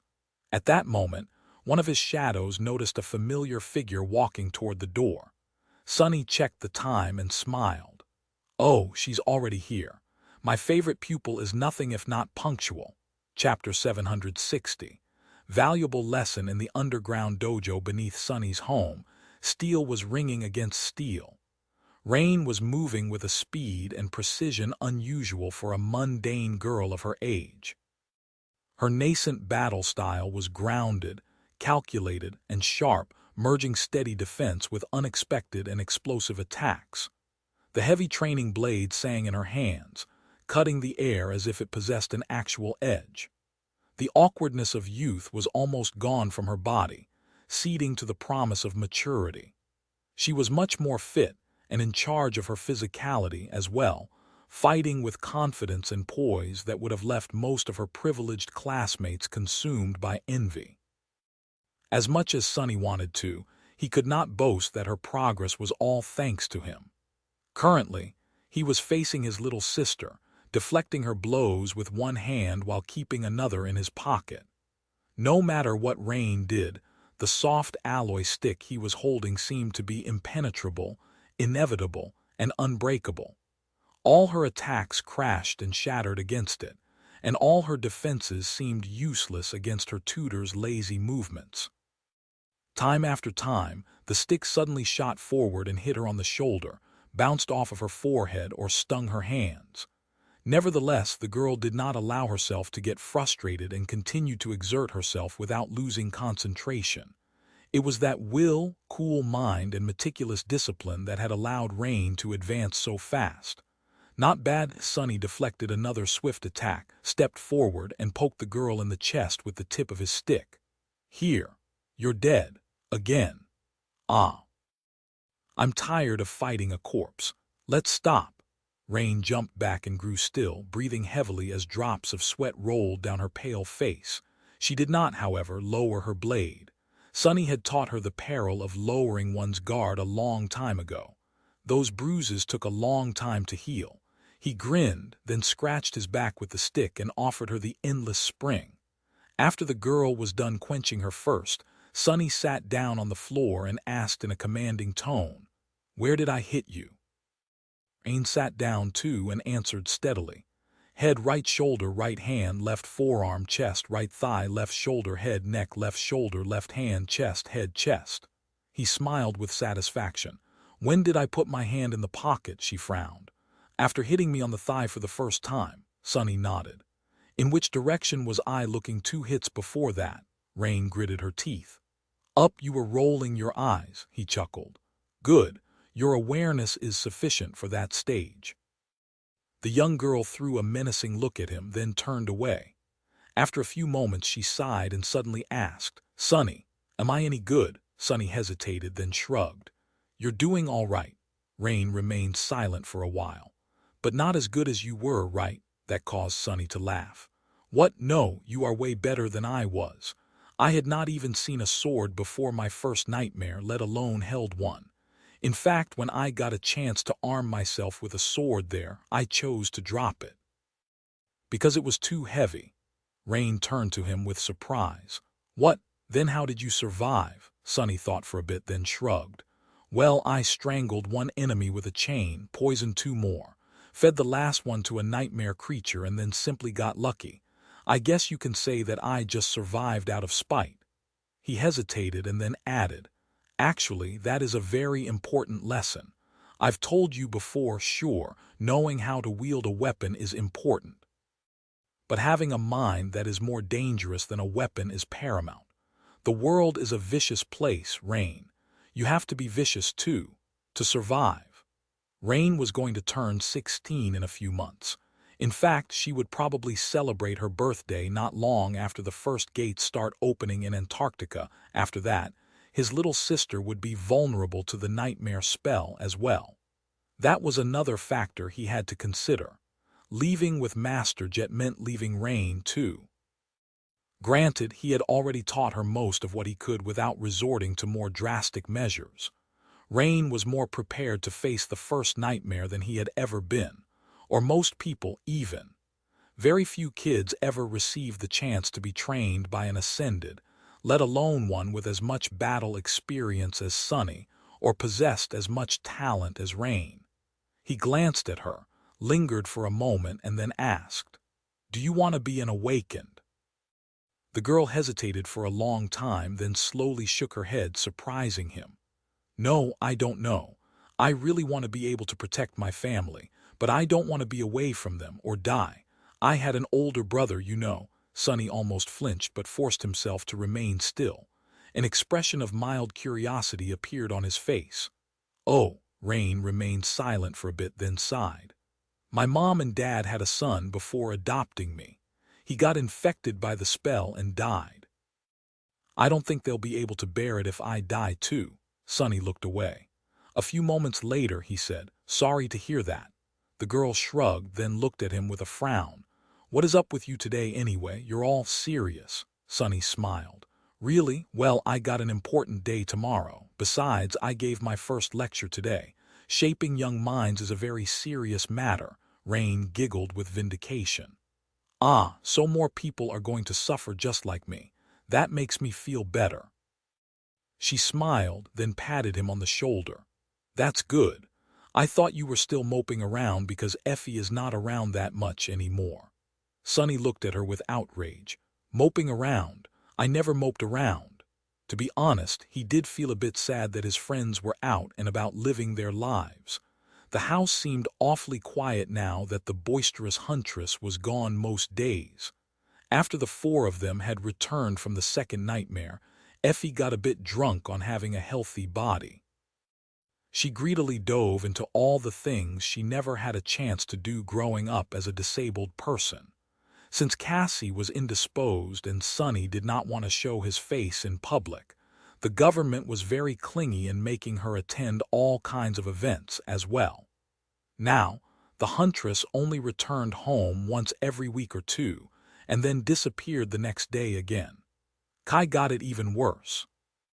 Due to the nature of his new ability, he could not perform music anymore. It would have been strange to sing to crowds of people, knowing that his voice could literally mesmerize them. The famous idol group Knight and Gale announced their retirement, with Gale launching a very successful solo career, and Kai transitioning to acting for the betterment of humanity as an ascended. At least that was how his agency spun his sudden decision. Now, the government paraded Kai around like a paragon of the human race. Cassie, Effie, and he had already been venerated as heroes after the Forgotten Shore, but after becoming masters at such a young age, their celebrity rose a whole another level. So, he did not have a lot of free time either.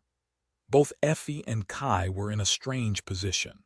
They had nothing to do with the events of the Night Temple, but also could not and would not move on with their lives until Sunny and Cassie resolved their issues with clan valor. In truth, Sunny himself had told them to stay away from him for now. Still, he missed their company. That is all right. This whole mess will end tomorrow one way or another. He sighed and then turned to Rain. You did well today, keep it up. Now go home before your parents call me again. The last time they very politely tried to explain to me that you have homework to do and I was keeping you too long was very awkward for all of us, you know. Rain laughed, then stood up and headed for the elevator. All right, but next time we spar, I am going to get you at least once. You'll see. Soon she was gone, leaving him alone in the dimly lit dojo. Sunny sighed and looked at his shadows. After a while, he said quietly, Until Rain is on Earth, those damned sovereigns better not leave Earth behind. Otherwise, the great clans and I are going to have a problem. Chapter 761. Burning candles the next morning, Sunny approached the massive red gates of the academy and stood there for a few moments, looking at the countless thousands of candles that burned in front of the deep moat surrounding it. Their flames swayed and shone through the falling snow, turning into a beautiful sea of orange radiance.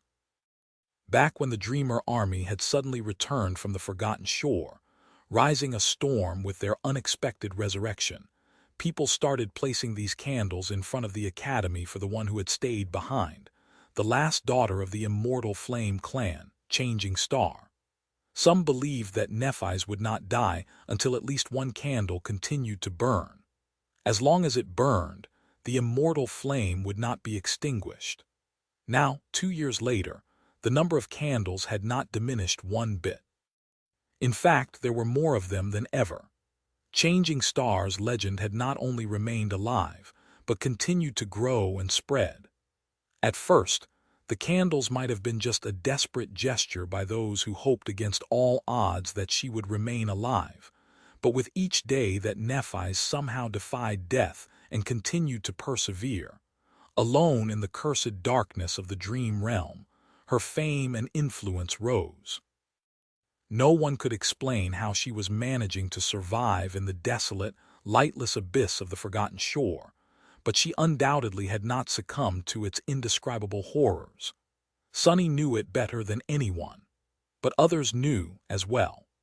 The government was not shy about fanning the flames of the misguided fervor and used Nephi's to fuel the propaganda machine, painting her as the symbol of the noble and unbreakable spirit of humanity. It was easy for them to confirm that Changing Star still lived after all.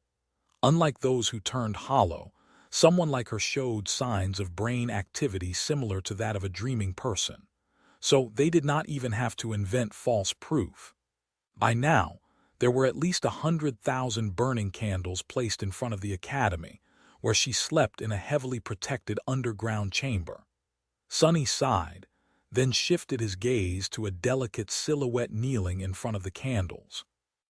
Cassie lit one of her own, waited until some wax melted and flowed to the ground, then placed the candle near others and stood up. She was wearing civilian clothes. Her attire was tidy and mundane, but despite that, no one could mistake her for an ordinary person. The solemn and otherworldly beauty of the blind girl surrounded her like an invisible barrier, making a few people who came to light their own candles stay away, looking at her with stunned reverence. Not paying them any attention, Sunny scowled a little and walked other. As he approached, it seemed as though the shadows of the burning candles grew a little deeper. "Welcome back to the real world. When did you arrive?" Cassie lingered for a moment, then turned to him and smiled a little. "Just a few minutes ago. My tether is here in the academy," Sunny nodded. "As masters, they were able to travel to the dream realm physically and at will.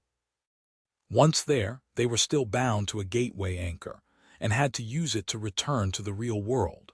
However, at the same time as their connection to the dream realm had grown stronger, their connection to the waking world had become a little less absolute. To return, each ascended had to create a tether, an intangible mark that served as their beacon on the return journey. They would appear at the spot where their tether was placed. Creating or moving a tether was not too hard, but required some time. Sunny's own was situated in the dojo below his home, but Cassie had to choose where to place hers more carefully. Ambushing a master at the moment of their return was the best way to catch them in their weakest state. So the supremely defended academy was a good choice. He looked at Cassie with some concern, then asked, How have you been?" The young woman smiled. "Not too bad. We've been busy these last 6 months, exploring the ivory tower, restoring the flying ship to its true glory. Now that I had studied it at its prime, there is a lot more we can do." Sunny knew that Cassie had spent a lot of time learning from Noctis about his remarkable ship. It seemed that she was putting these lessons to good use. His face darkened a little. "Are you still planning to take it over the Hollow Mountains?" The blind girl sighed. "Yes, maybe. The Fire Keepers are still too weak to make that journey, but perhaps today's negotiations will change things. Clan Valor knows more about the Hollow Mountains than anyone else after all," Sunny scoffed. "And you think they will just share that knowledge with you?" Cassie lingered for a second, then weakly shrugged. "Why not? Now that St. Cormac is dead, someone has to continue his mission." She hesitated for a bit and asked, "If we do go, will you come with us?" Sunny laughed. "I don't know. Gods, why does everyone suddenly wants me to come with them these days?" Cassie faced him and remained silent for a few moments. Then she simply said, "Because you are strong." Sunny looked at her with a faint smile, then turned away. "I guess I am. Anyway, are you ready for the negotiations? Things can go really bad for us, you know." The blind girl nodded and turned her back to the sea of glowing candles. "I know." As she said that, a luxurious black PTV appeared in view, stopping some distance away. Its door slid open, and the representative of the great clan Valor stepped out onto the pavement.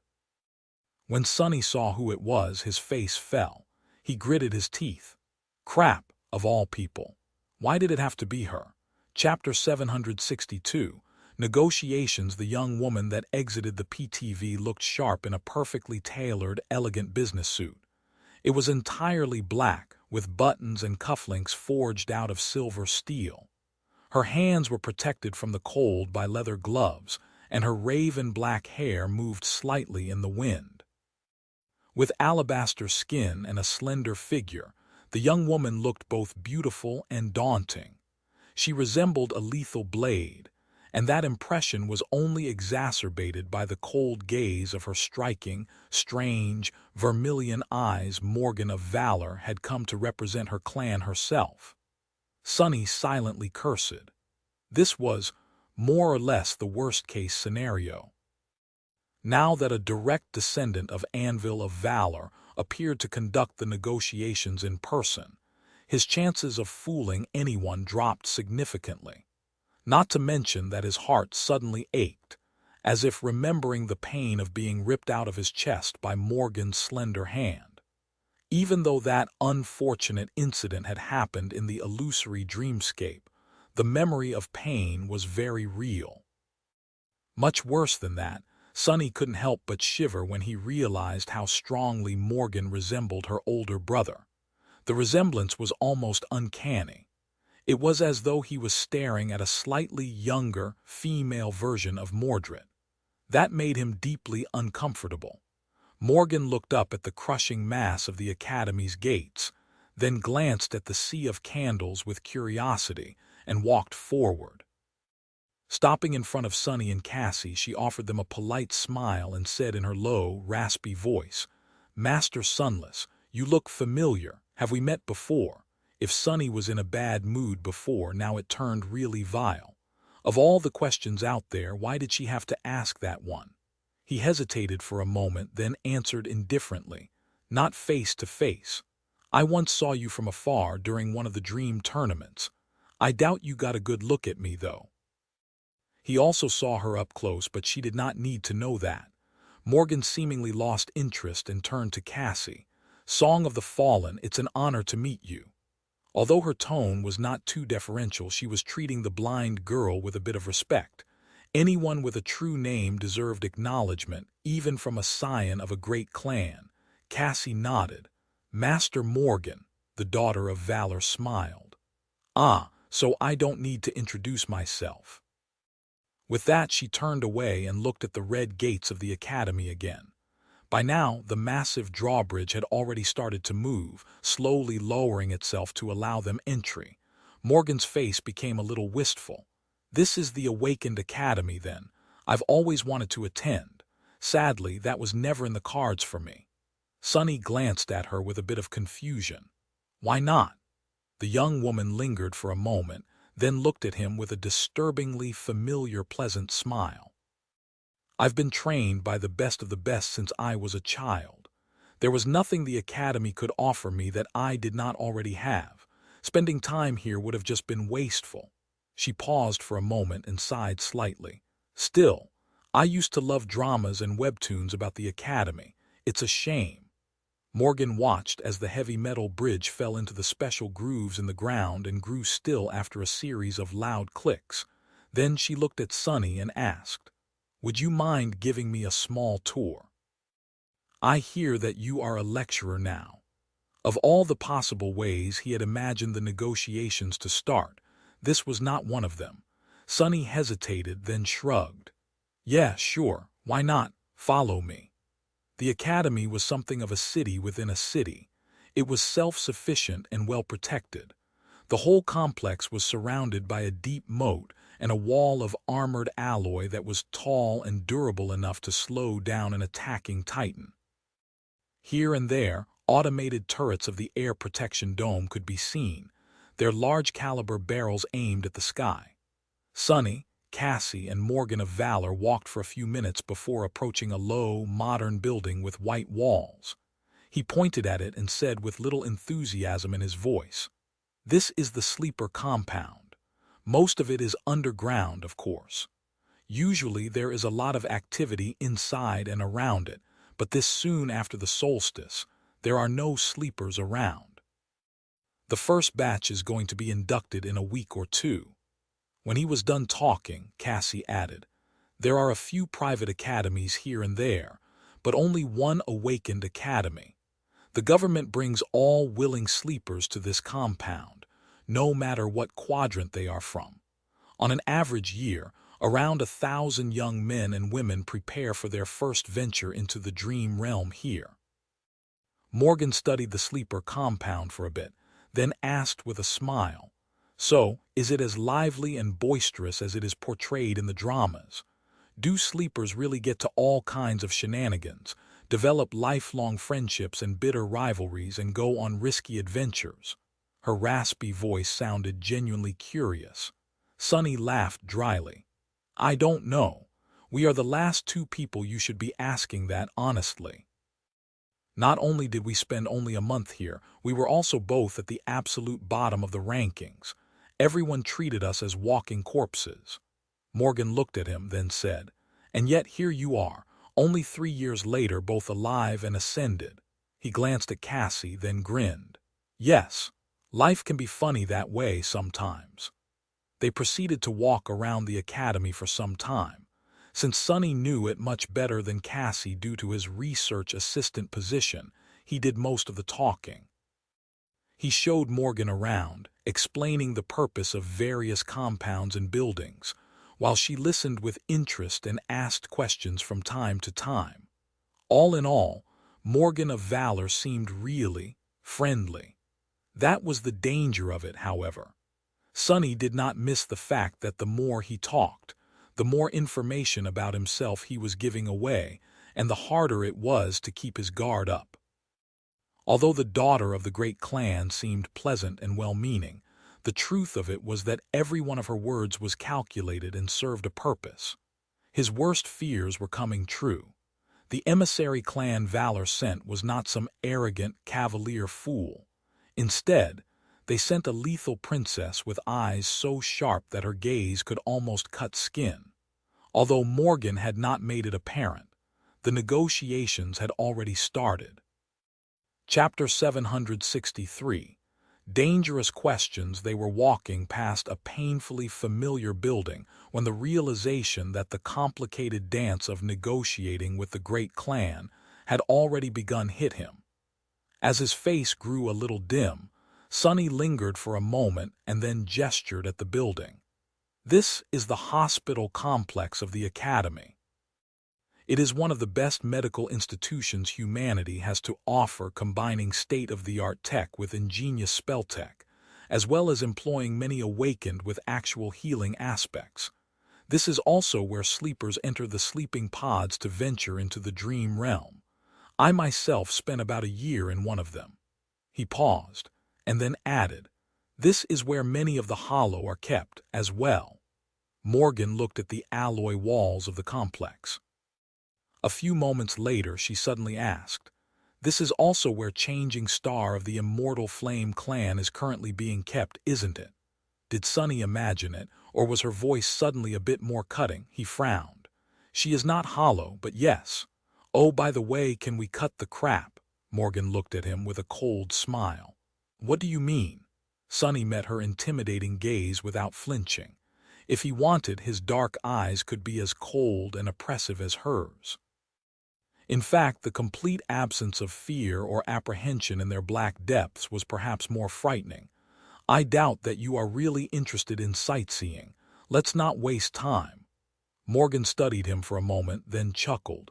"As you wish, Master Sunless. Let us get the formalities out of the way first, then." She pierced him with a sharp gaze and asked, "Did you come to the Night Temple with the intent to set its prisoner free?" Sunny knew that the daughter of Valor had to have plenty of memories on her to discern whether the answers provided to her were true or not. Not that he could lie even if he wanted to. He looked at her with a deep scowl and uttered through gritted teeth, "Of course not. If I knew, I would have stayed as far away from your damned citadel as possible. I didn't even know that it was a prison, let alone had plans of breaking the bastard free." Morgan lingered for a moment, then turned to Cassie. "What about you, Song of the Fallen?" The blind girl's face grew dark. "You have no reason to trust our motives, true, but at least don't disrespect our intelligence. If we really wanted to set that monster free, we would have found a way to do so without getting stuck inside the trap with him, don't you think? Both Sunny and I only escaped that disaster alive because of St. Tyrus. If she had not happened to be nearby, we'd be dead. Or worse." Morgan tilted her head a little, then suddenly smiled. "All right, I believe you. Still, intentional or not, the two of you caused great harm to Clan Valor." Sunny inwardly sighed. Just like that, the hardest part of the negotiations seemed to be over. Now, the long and arduous process of bargaining was about to begin. The end result was still very much unclear. Sunny and Cassie had to withstand the pressure and exert some in return. Aside from deciding their own fates, they also had to secure the release of the captured firekeepers, as well as negotiate other favorable terms. That was not going to be easy, especially against someone like Morgan. The most important part was to make sure that they would be the ones setting the tone and cadence of the negotiation, as opposed to following what their opponent said. They had to go on the offensive. He forced out a confident smile. "Can we not do that? Assigning blame is fun and all, but let's be honest. Clan Valor needs us more than we need Clan Valor." Morgan raised an eyebrow. "Do we? What makes you say that?" Sunny shrugged. "We might not have helped that maniac escape, but that doesn't mean that he did not have help, or that he is not trying to find help as we speak. In fact, he might be having an identical negotiation with one of your enemies right now." He doesn't have 50 of the most talented awakened of this generation backing him, though. Morgan's eyes grew even colder than before, making him shiver a little. "Oh, what do you think about that Song of the Fallen?" She turned to Cassie, but strangely the blind girl was not there. At some point she seemed to have fallen behind. Cassie was standing a few meters away from them, still facing the hospital complex. She was as pale as a ghost. As a dark premonition suddenly grasped his heart, Sonny quickly stepped toward her and asked, his voice ringing with tension, "Cassie, what is it?" "What's wrong?" The blind girl remained silent for a few moments. Her hands suddenly moved as if trying to find the pommel of the quiet dancer. Then, still facing the hospital, she opened her mouth and whispered, "Fire!" In the next moment the ground beneath their feet quaked. Deep underground, in a heavily protected room, a sleeping pod was glowing softly in the darkness. Inside, a young woman with silver hair slept, her face pale and still. Then, however, her eyes suddenly began to move beneath the eyelids, as if she was experiencing a terrible nightmare. A strange heat suffused the air. A split second later, something flashed. The room was instantly engulfed in furious flames. The armored door flew off its hinges and melted in the air, turning into a spray of liquid metal. The reinforced alloy walls cracked. The sleeping pod was violently torn to pieces. The force of the explosion was so dreadful that a destructive shockwave rolled through the whole level, causing incredible damage. Loud alarms screamed, and as the lights went off, emergency lamps ignited, drowning the burning corridors in a dim red glare. That light was almost instantly outshined by the angry glow of the spreading fire, however. In just a couple of seconds, the most protected level of the hospital complex was utterly devastated. Chapter 764. Spirit of Flame. A sea of white flame was spreading across the devastated underground level, hungrily devouring everything it could touch. Darkness, the red glare of the emergency lamps and the searing white radiance mixed together, creating a hectic atmosphere of chaos and mayhem. Dust and smoke suffused the scorching air. Soon, the fire suppression systems came online, drowning the burning corridors in water and film-forming foam. The flames slowed down but did not retreat. Instead, clouds of boiling steam flooded the underground level, reducing the already abysmal visibility even further. The alarms continued to scream, summoning the security forces of the academy to the site of the explosion. And at the center of it all, a radiant figure slowly rose from the white flames, wreathed in blinding light. The flame ghost, or whatever the being was, seemed beautiful and pure, as if untouched by the imperfections of the world. It possessed the graceful silhouette of a slender young woman, but also seemed completely, utterly inhuman. As fire swirled around the figure without causing it any harm, the radiant creature slowly looked around, as if disoriented. Then it took an unsteady step forward. At that point, more of the automated systems of the hospital complex finally activated. A cracked alloy plate shot down from the ceiling, and a compact security turret deployed itself from a hidden nest.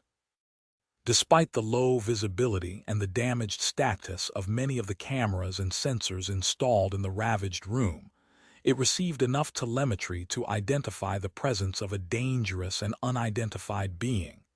It only took the turret a split second to take aim. The radiant figure sharply turned its head and stared at the twin barrels, confused. A moment later, the turret roared, spitting a stream of hundreds of high-caliber rounds at the intruder. Each was powerful enough to pierce an armored vehicle clean through. None of them managed to wound the fire-wreathed apparition, however. The white flames suddenly surged, wrapping around the radiant being like an armor. The tungsten bullets fruitlessly ricocheted off the creature's naked skin, melting as they hit the walls. The being swayed and then threw a hand up. In the next moment, a sliver of fire separated from the blaze, streaked through the air, and hit the turret. Another explosion rattled the complex. The turret was obliterated in an instant, and the section of the ceiling around it completely disappeared, revealing the torn lattice of reinforced alloy above. Different security measures were already deploying, however. More importantly, the awakened charged with defending the hospital had already arrived. Two teams of experienced warriors appeared from both sides of the level, closing in on the epicenter of the explosion with speed. Every member was clad in heavily enchanted armor and wielded powerful memory weapons. Before the radiant figure could react, a silver javelin hit it in the back, biting deep before melting and disintegrating in a rain of sparks. A warrior in polished plate armor appeared nearby, delivering a crushing downward blow of his battle axe. It did not matter.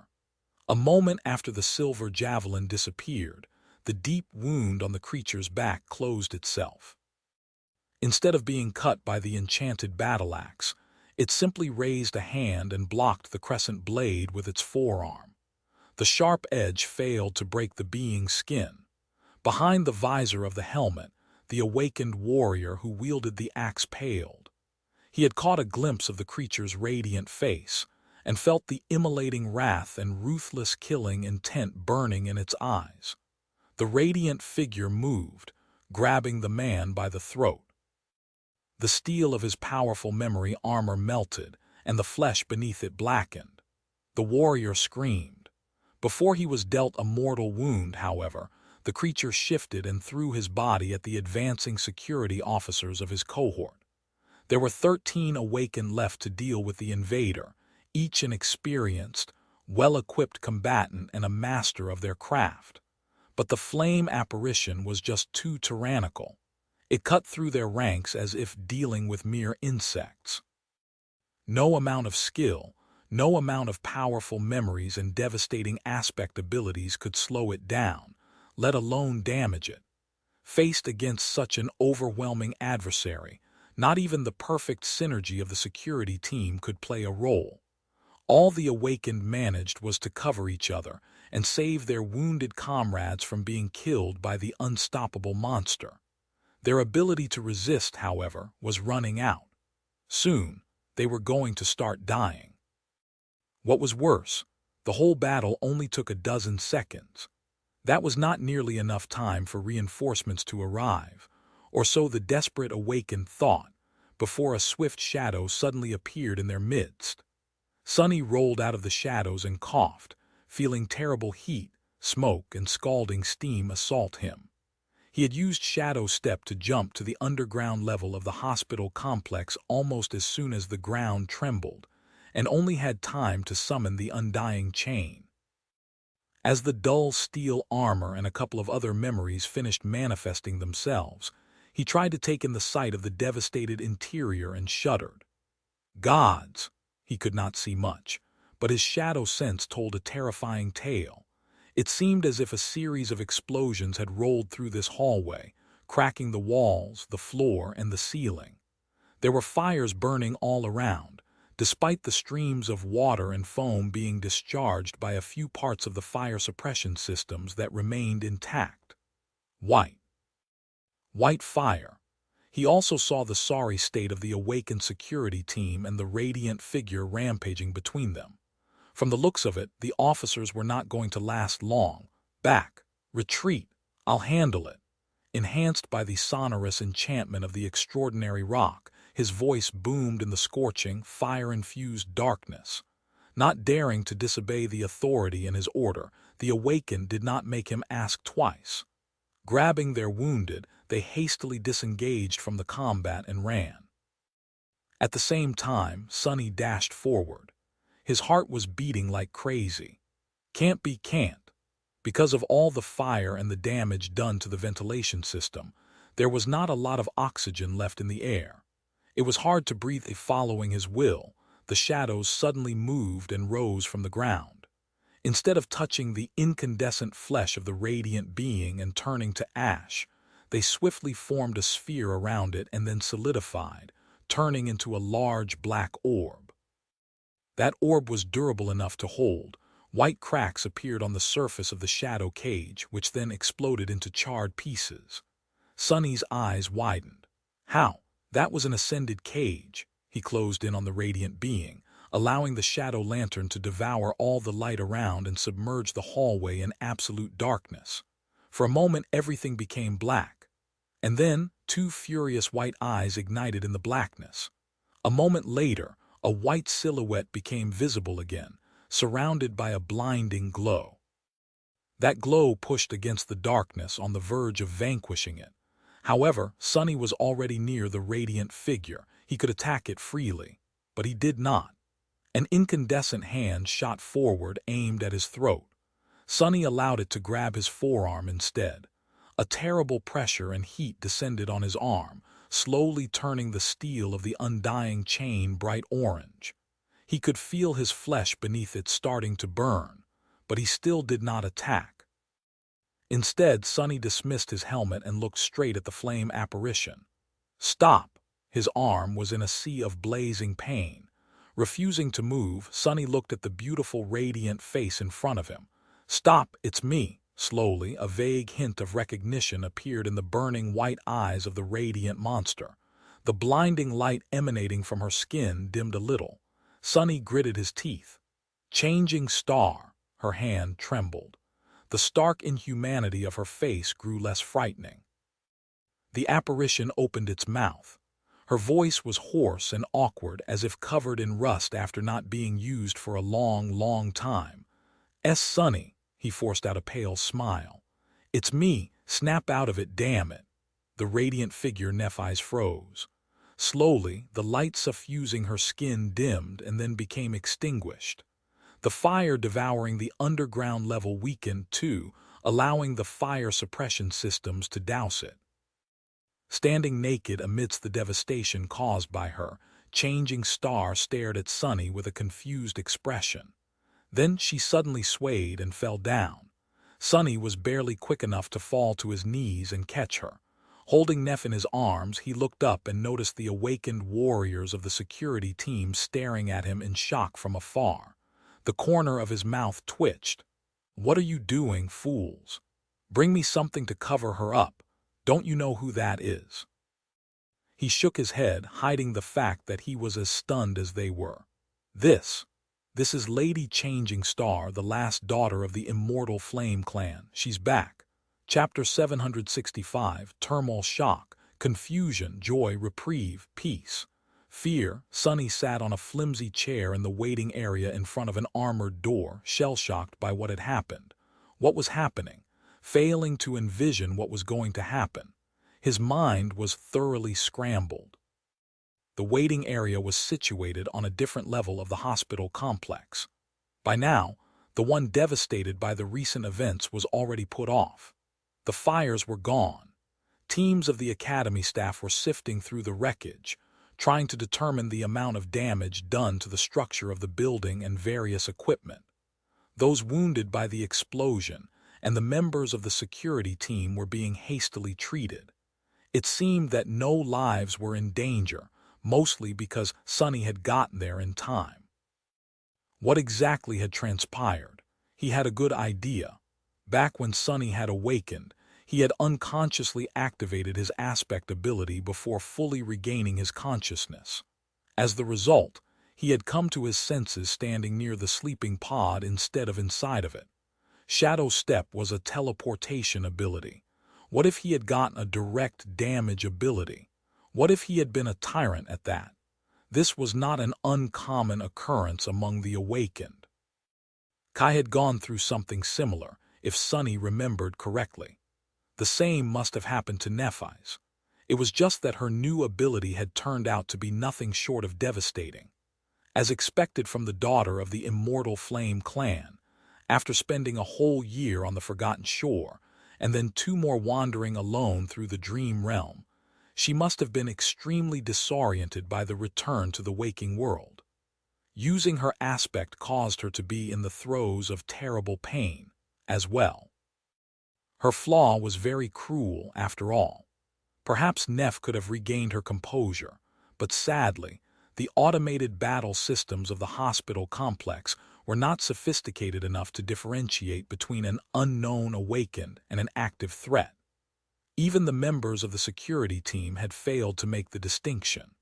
All they had perceived was that the guarded room where the heir of the immortal flame slept had been destroyed, and that a seemingly inhuman apparition stood among the fires. In any case, the turret had unleashed a hail of bullets on Nephi's, causing her muddled mind to switch into combat mode. After that, all she saw was a threat. In combat, you had to kill the enemy and prevent the enemy from killing you. Who knew how much damage she would have done if Sunny had not appeared on time? Lucky. But how was she so powerful? 14 powerful awakened had failed to even slow her down. Not even the cage he had created from shadows could withstand the heat of her flames.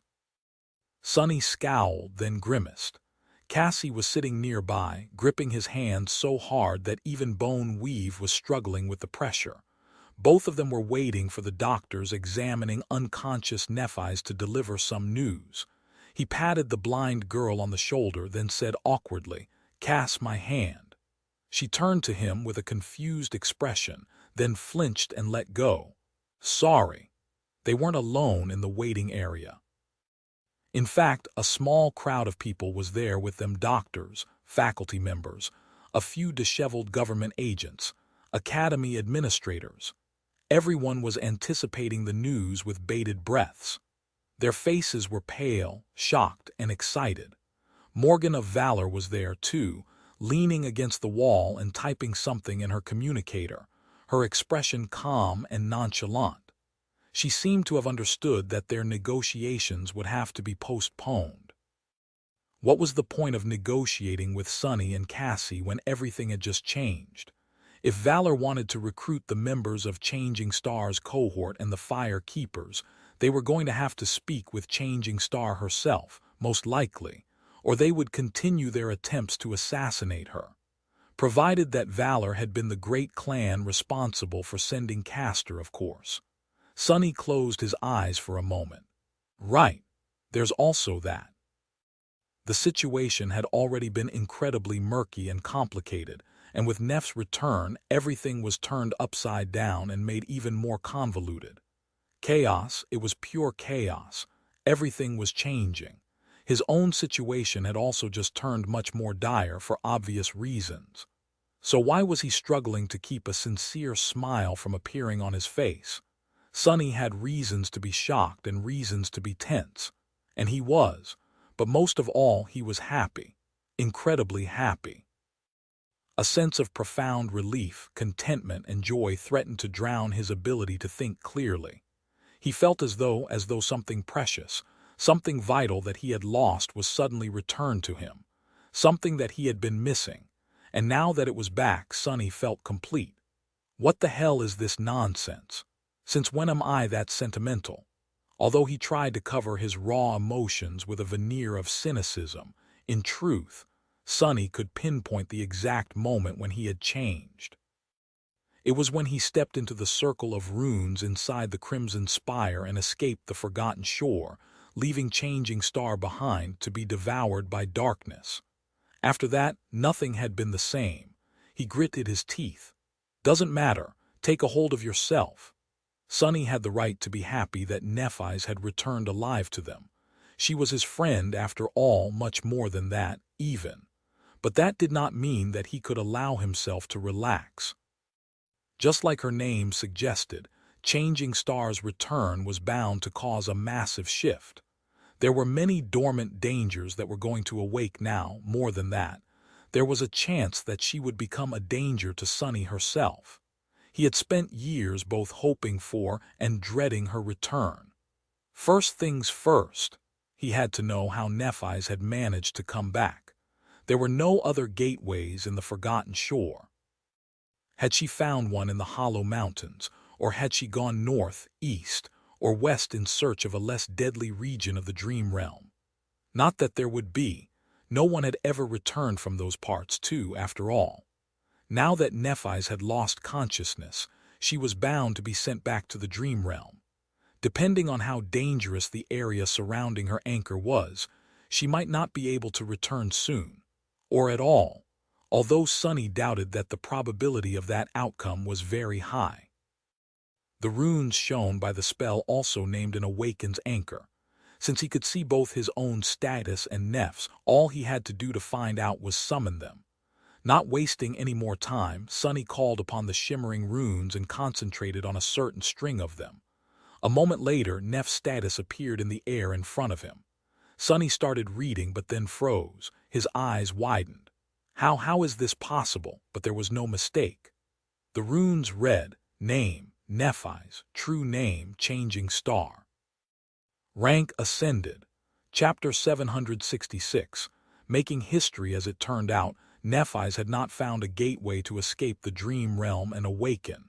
Instead, after 2 long years of solitude and relentless battles for survival, she had found a seed of nightmare and conquered the second trial of the spell as a sleeper.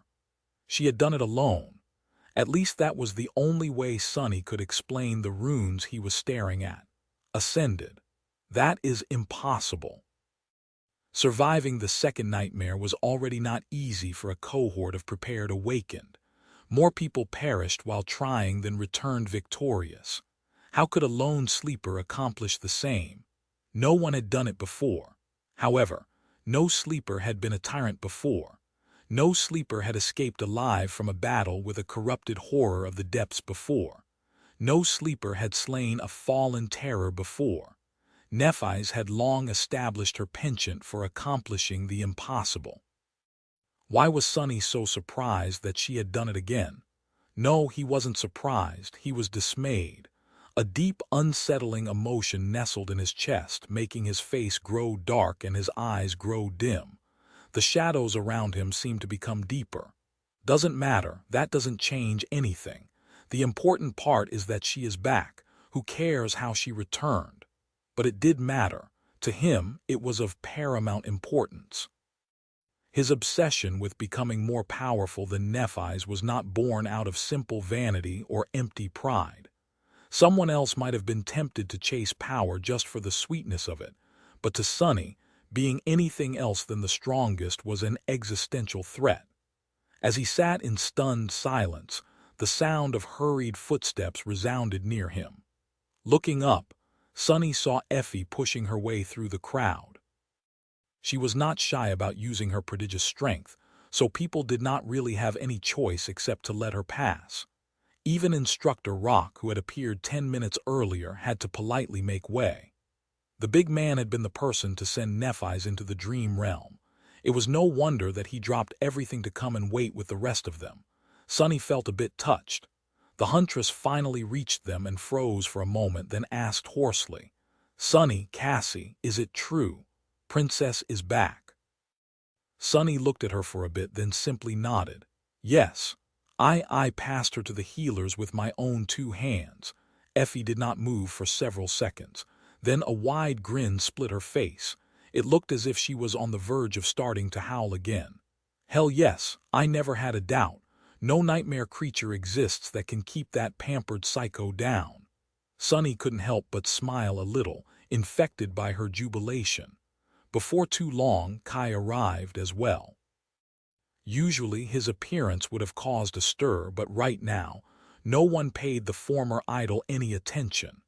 When he received the confirmation, an expression of profound relief appeared on the young man's beautiful face.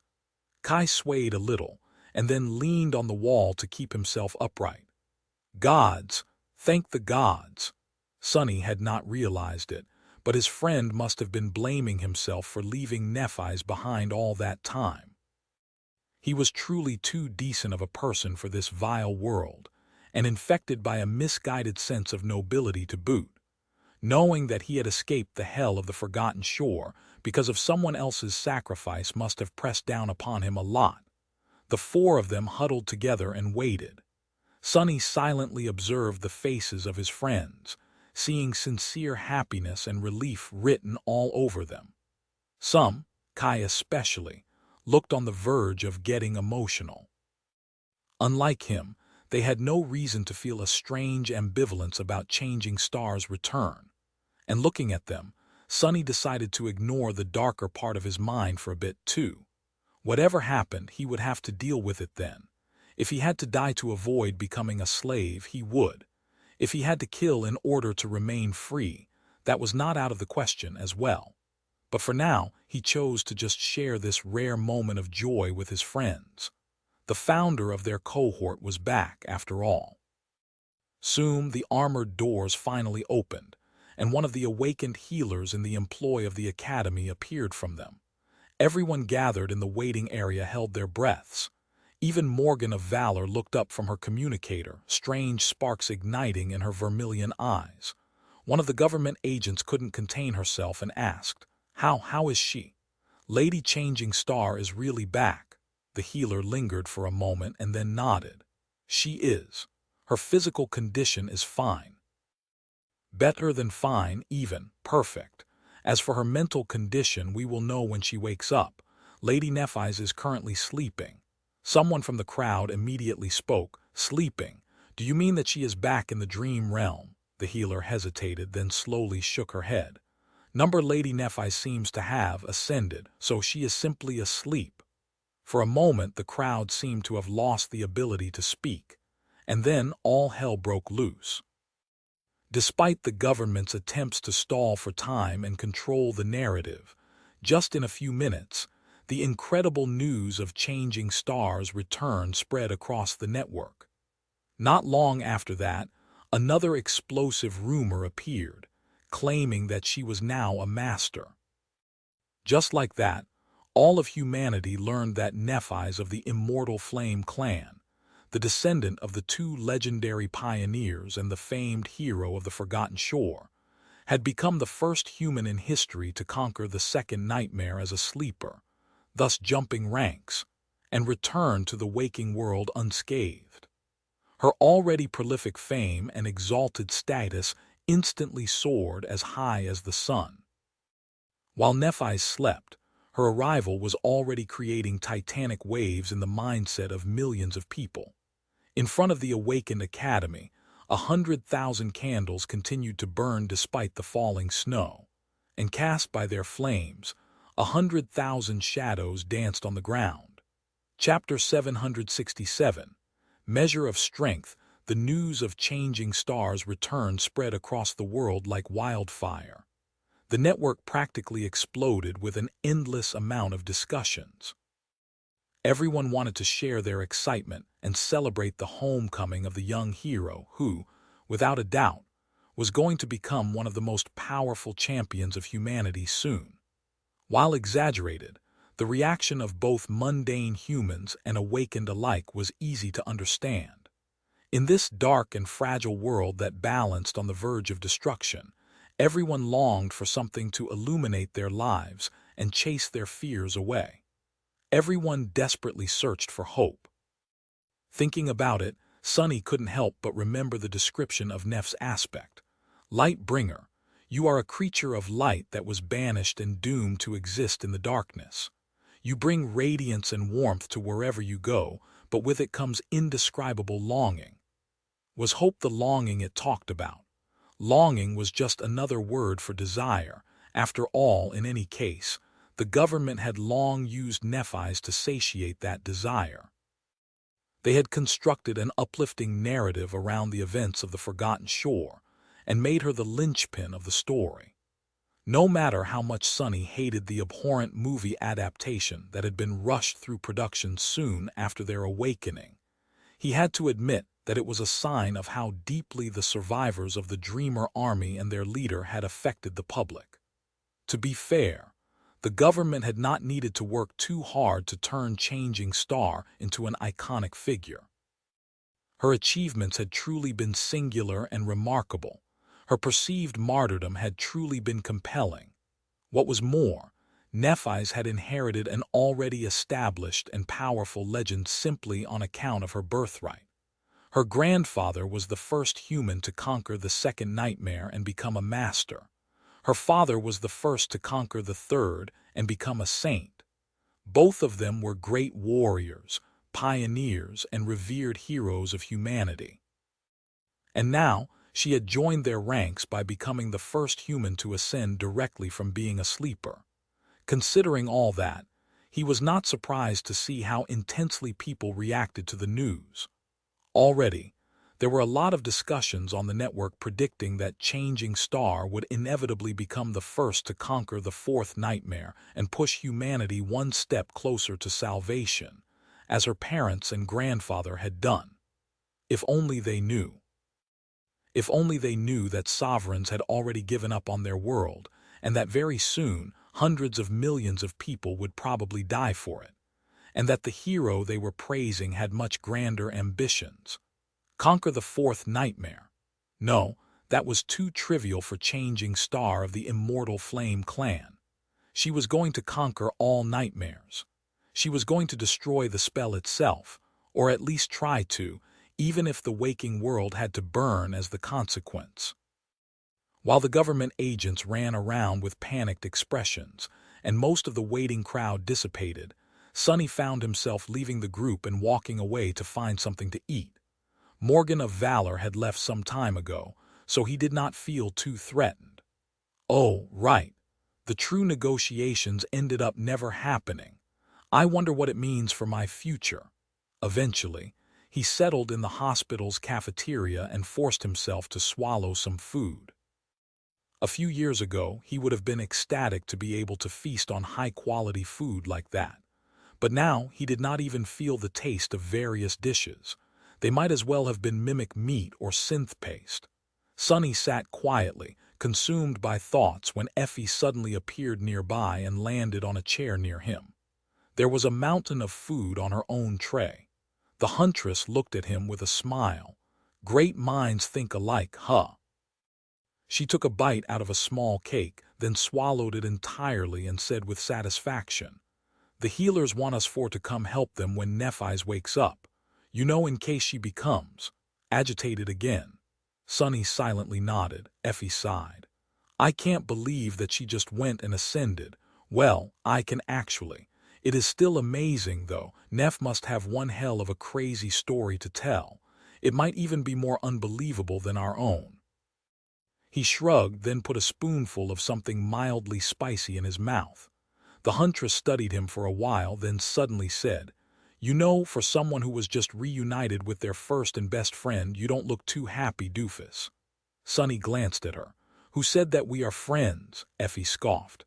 "Don't lie to me, Sonny. I know how you feel about Nephi's and how much of it you feel. What's up with you?" he grimaced. "Lie? How can I lie?" Sonny lowered his eyes, hesitated for a while, and then said quietly, "Stronger, I wanted to be stronger than her. I really, really tried. And to be honest, I am very annoyed that all of it was for nothing." The huntress looked at him with a strange expression. "Is that why you were in such a hurry to challenge the second nightmare?" He leaned back and turned away. "Yeah, that was a big part of it." Effie lingered for a bit, then slowly shook her head. "Listen, Sonny, I am really sorry to say this, but you will never be stronger than Nephi's." He looked at her sharply, sparks of anger igniting in his eyes. "Oh yeah, why is that?" she sighed. "It's very simple, really. Both of you are exceptional, talented, and have great will. Both of you are incredibly strong. But Sonny, it doesn't matter how fast you gain a new rank, how many nightmare creatures you kill, how many soul fragments you absorb. She will always be ahead." She looked him in the eyes and said soberly, "It's because she has something that you lack. Nephi's she has. Conviction, Sonny, and you don't. As long as that doesn't change, you will always be behind." As he stared at her with resentment, Effie suddenly grinned and shrugged. "But hey, who cares? I have even less conviction than you, and I'm doing great. Who needs it anyway? I would much rather have a full belly than something like that." With that, she laughed and returned to her food, not paying the conversation any more attention. Sonny, however, remained still for some time. A somber expression appeared on his face. After a while, he sighed and silently resumed eating his meal. Conviction, conviction. Who needs it, indeed? Chapter 768, Dark Shore. Eventually, the four of them were invited into the room where Nephi slept, this time on a hospital bed instead of inside of a closed coffin of a sleeping pod. The administrators of the academy wanted to avoid any more damage, so asking the members of Changing Stars cohort for help was a logical step. Seeing familiar faces first after waking up would probably calm her down, and if not, having 4 masters at hand would be enough to deal with any unforeseen complications. Most likely, Sunny stood in the corner looking at Nephi's with a somber expression. Her pale face, her silver hair. For the past 2 years, he had often seen her through the transparent lid of the sleeping pod, bathed in its ghostly light.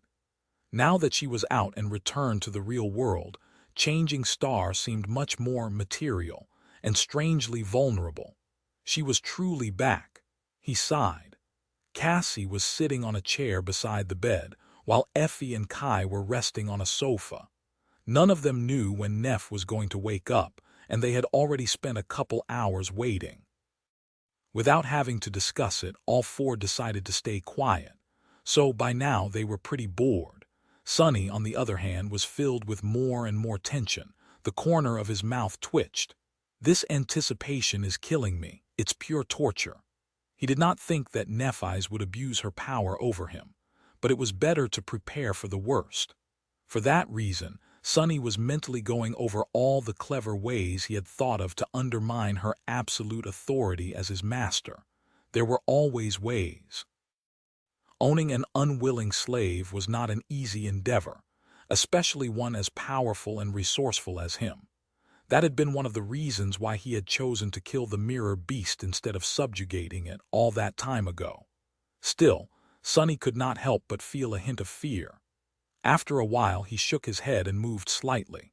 Then, without being noticed by anyone, Sunny silently merged with shadows. Hidden in their dark embrace, he hesitated for a few moments and then called upon Nightmare. A vast shadow appeared near him, all around him. This was the dark destrier in his true, shapeless form. Sunny allowed himself to be enveloped by the larger shadow and then gave it a silent command. What happened next was hard to describe. He had only done this a few times in the past, and each time was as strange. It was a bit like traveling to the dream realm, but also different. Tired of waiting, Sunny had decided to travel to Neph's dreams. There was no sense in prolonging his anxious anticipation anyway. He had to see if Changing Star was still sane. He had to know that she was still herself. Soon, Sunny found himself on a dark shore. Beneath him was a vertical slope with furious waves crashing against the cliffs far below. Some distance away, a tall and beautiful lighthouse stood, illuminating the absolute darkness with its radiant flame. Sunny studied it for a while, and then nudged Nightmare to walk along the edge of the cliff. Sitting in the saddle, he rode the black steed and tried not to look around too much. Dreams were a strange place. They did not adhere to the logic of the real world and were always flowing, always changing. The more powerful a dreamer was, the more solid they sometimes appeared. They were also dangerous for dreamwalkers such as Nightmare and Sunny. The threats contained within them might not have been real, but by invading this subliminal space, the uninvited guests had to treat them as such. This was why Nightmare often returned wounded from his travels. If an Ascended dreamt of a powerful abomination, the Dark Destrier had to battle the abomination as if it was real. However, not only dreadful fiends posed a threat. His opponents were empowered by the dream itself, so their strength depended on the strength of the dreamer. Their actual shape did not matter that much. Nephi's was very strong, so her nightmares were bound to be terrible as well. Soon, the landscape around them changed. The dark shore and the lighthouse disappeared, and instead, the streets of a ruined city appeared from nowhere. With a bit of apprehension, Sunny recognized the familiar shapes of the stone buildings of the dark city. However, they were simultaneously the alloy towers of the siege capital. Their facades were broken, with smoke and fire escaping from the cracks. A wide road was littered with burning debris, and a luxurious PTV lay overturned some distance away, its armored frame bent and riddled with holes. Blood was spilling on the melting asphalt from the shattered windows. Sunny slowly approached the PTV and then jumped off Nightmare's back. After hesitating for a moment, he bent down and looked inside the cabin. There were several corpses inside, all wearing mundane clothes. Most disturbingly, these people lacked faces and instead looked like smooth-faced mannequins. Their flesh, however, was quite real and terribly mangled. With a frown, he looked away and studied the surroundings. It did not take him long to notice a trail of blood leading away from the burning PTV. Leaving Nightmare behind, Sunny followed the trail. He crossed the street and entered the foyer of a business tower through a large hole in its wall. Looking around, Sunny noticed that the foyer strangely resembled the silent shore of the dark river they had crossed once, a long time ago, while searching for the remains of the First Lord.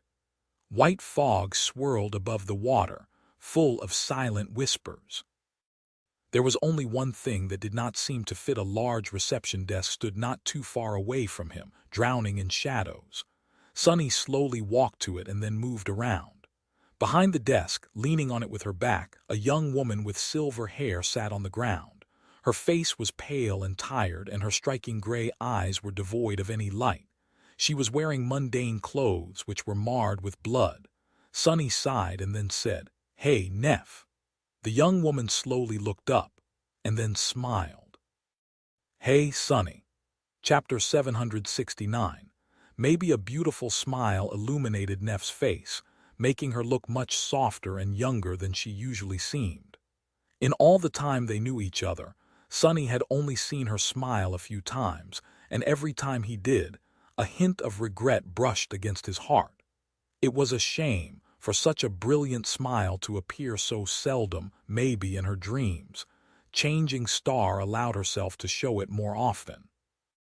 Looking at the reception desk serving as her cover, he tried to make his voice sound calm and asked, "What are you doing here?" Neff eyes lingered for a moment and then looked down. "Hiding." Sunny raised an eyebrow. "From what?" Her voice grew quiet as she answered, still looking at the ground. "Bad people." He sighed. It seemed that the memory this nightmare had spawned from belonged to a much younger Nephi's. Something similar must have happened to her when she was a kid. And so, although Changing Star looked like her adult self, she was simultaneously a child. That meant that she was not supposed to have any memory of meeting and getting to know Sunny, and yet she did. Dreams were strange that way. All kinds of contradictions could exist within them, merging things that could not coexist in reality. Sunny lowered himself to the ground and sat next to Neff, leaning on the surface of the desk beside her. He remained silent for a while and then said with a reassuring smile, "Well, don't be afraid, I'll hide here with you. I am very good at hiding, you know. If bad people come, they will never see us." Nephi slowly shook her head. "I don't know," Sunny crossed his arms. "And if they do see us, I'll deal with them. I am very good at dealing with things as well." She did not move for a long time and then suddenly said, "This is a dream, isn't it?" He almost flinched and then tried very hard to suppress a curse. That question was extremely startling. Well, what else did he expect? This was Nephi's after all. Even the awakened terror of her first nightmare had failed to contain her within a dream. Regaining his composure, Sunny simply nodded. Nephi sighed. "It is too nice to be real. Strange, I haven't dreamt in a long, long time." Slowly, the space between them started to change. It flowed, transforming into something different. The darkness was dispelled by the radiance of an incandescent sun. The cold waters receded, making way for pristine white sand. Above them there was now a boundless azure sky. Sunny felt an unbearable heat assault his skin. A few moments later, they were surrounded by a vast, scorching desert. Instead of a modern desk, their backs were against the trunk of a tall tree. Its bark was as white as the pristine sand, and its leaves were scarlet. Tens of thousands of skulls hung from the beautiful branches, fastened to them by glistening threads of black silk. More disturbingly, two human figures were cruelly nailed to the tree, hanging from it like prisoners. One of them was a man with black hair, dressed in dark clothes. The other was a woman in white, her hair glistening like silver. From where he sat, Sunny could not see their faces. Perhaps that was for the best. He opened his mouth but then froze, realizing that he did not know what to say. There was too much. Too much he wanted to tell her, too much he wanted to ask her. There were matters they had to discuss that had to do with their future, the great clans, the sovereigns. There were matters they had to discuss that had to do with their past, the decisions they had made, the mistakes that had been committed. There were his emotions as well. His resentment, his anger, his pain, his joy, his glee. There were her emotions as well. All of this was so immense. Sunny was much older now than when they had first met. Even though only 3 years passed, those years contained lifetimes of bitter lessons he had learned. He had never been good with complicated feelings, and although he did make some progress on that front, Sunny was still far from being adept in these matters. So what was he supposed to say? He remained silent for a while. Then finally he looked at her and said the only thing that came to his mind, the most truthful one. "I missed you." Nephi smiled and looked at him as well. "I missed you too." Sunny let out a heavy sigh and slumped a little, full of strange relief. A moment later, however, his face turned dark and ugly. Gritting his teeth, he glared at her and spat. "If you really missed me, then why the hell had you left me behind?" Neff's smile slowly dimmed. A few moments later, she looked away and sighed. "Because it was the better choice." Sunny clenched his fists. "Who the hell do you think you are? Who asked for your righteousness? Do you even know what you took from me? Who gave you the right to make that choice for me?" Changing Star looked down and remained silent for a bit. Then she said, "But I did not make it for you. I made it for me." She studied the white desert for a while and then sighed. "If you remained with me, yes, maybe we would have been stronger together. Maybe we would have grown faster together. Maybe we would have been better together. Maybe we would have survived. But what were the chances of that? Unlike me, you can't heal yourself from terrible wounds. Your soul is not infused with the fire. Maybe you would have just died." Nephi's looked at him, soft sparks igniting in her gray eyes. "That was too many maybes, Sonny. I had to have the worst outcome in mind. So I made the decision that did not risk your life. But make no mistake, it was not for you. It was for me. It was not that I did not want you to die. It was that I wanted to spare myself from having to watch you die. I had to protect myself too." She stared at the white sand and whispered, "I buried too many people, Sonny. I deserved the right to be selfish, even if it did you harm." He stared at her with a dark expression, then spat. "Why do you even care whether I live or die?" Nephi's looked at him and smiled. The wind moved her silver hair, making it dance. Then she shrugged and said in an even tone, "Because I do." Chapter 770, Aimless Blade Arg. What an infuriating woman. Sunny appeared from the shadows and resumed his position in the corner. No one seemed to have noticed his absence, which was for the best. Their short conversation with Nephi's had been interrupted by the appearance of a ghastly demon with 6 arms and charred black holes instead of eyes. Sunny had done his best to restrain the abomination while Nightmare attacked it from the back. In the end, they managed to destroy it without sustaining any wounds. It had not been an easy battle, though. After that, Sunny felt too confused to continue the conversation, and instead chose to return to the waking world. "Because I do, that doesn't even make any sense." It seemed that Neff's whole existence was designed to continuously stump him. From their first conversation on the Forgotten Shore until now, he just could not get how her mind worked. Protecting Cassie simply because she wanted to, caring about people simply because she did. The sheer audacity of being so unapologetically strange and irrational made him fume, especially so because he suspected that Nephi somehow derived strength from this bizarre attitude. Was that what Effie had meant when she talked about conviction? Sunny did not really understand what exactly it was that she thought he lacked. Was it will or determination? If so, the huntress was terribly mistaken. He might not have been the most principled of people, but few could boast of having more determination than Sunny. Otherwise, he would not have survived all the terrible trials that life had thrown his way. But maybe conviction was something else. Maybe having will and determination was not enough, unless they were aimed at something precise and guided by a singular purpose. After all, having a sharp sword was useless unless it was brandished against an enemy. Was conviction a guiding principle that shaped formless power and determination into a sharp blade? Was it an unbreakable will to achieve a certain purpose? No, it was not so simple. Sunny was not without a purpose after all. He had his own goals: to have a good life, to be free, to make sure that those he cared about were safe. Why were these values not worthy of being called a conviction? If there was one thing he noticed, it was that all of his desires were centered around him. They were all aimed inside. He did not think that there was anything wrong with that. In fact, he considered it a great virtue. Nephi's, on the other hand, disregarded herself to an almost demented degree in pursuit of her goals. All her desires were aimed outside and incredibly ambitious. Was that the meaning of conviction, then? Was it not only important to have a purpose, but also for the nature of that purpose to be larger than oneself?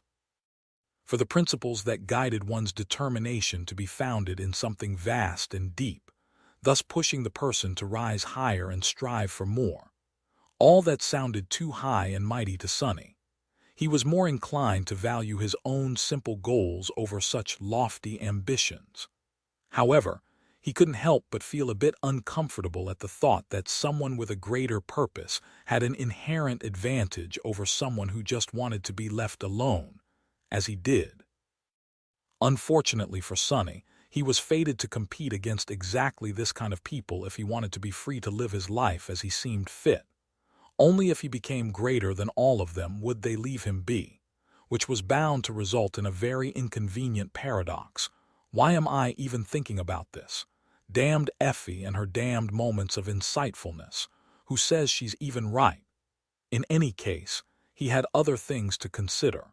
His visit to Neff's dream had not turned out how he hoped it would. Sunny did accomplish one of his goals and tentatively made sure that 2 years of lonely and, no doubt, harrowing travels through the dream realm had not driven changing Spar insane. The exact scope of damage done to her mind was yet to become clear, but at least she was not a raving lunatic. In fact, Nephi's seemed strangely stable for a person who had gone through something that no one should have ever been forced to endure. Whether it was the result of her stalwart willpower or something else entirely, he did not know. Regardless, a lot of tension Sunny had felt slowly dissipated. Not all of it, however. While he had determined Neff's general mental state, he failed in his 2 other intentions. First, Sunny had not been able to find a bit of closure in dismantling her reasons for invoking his true name.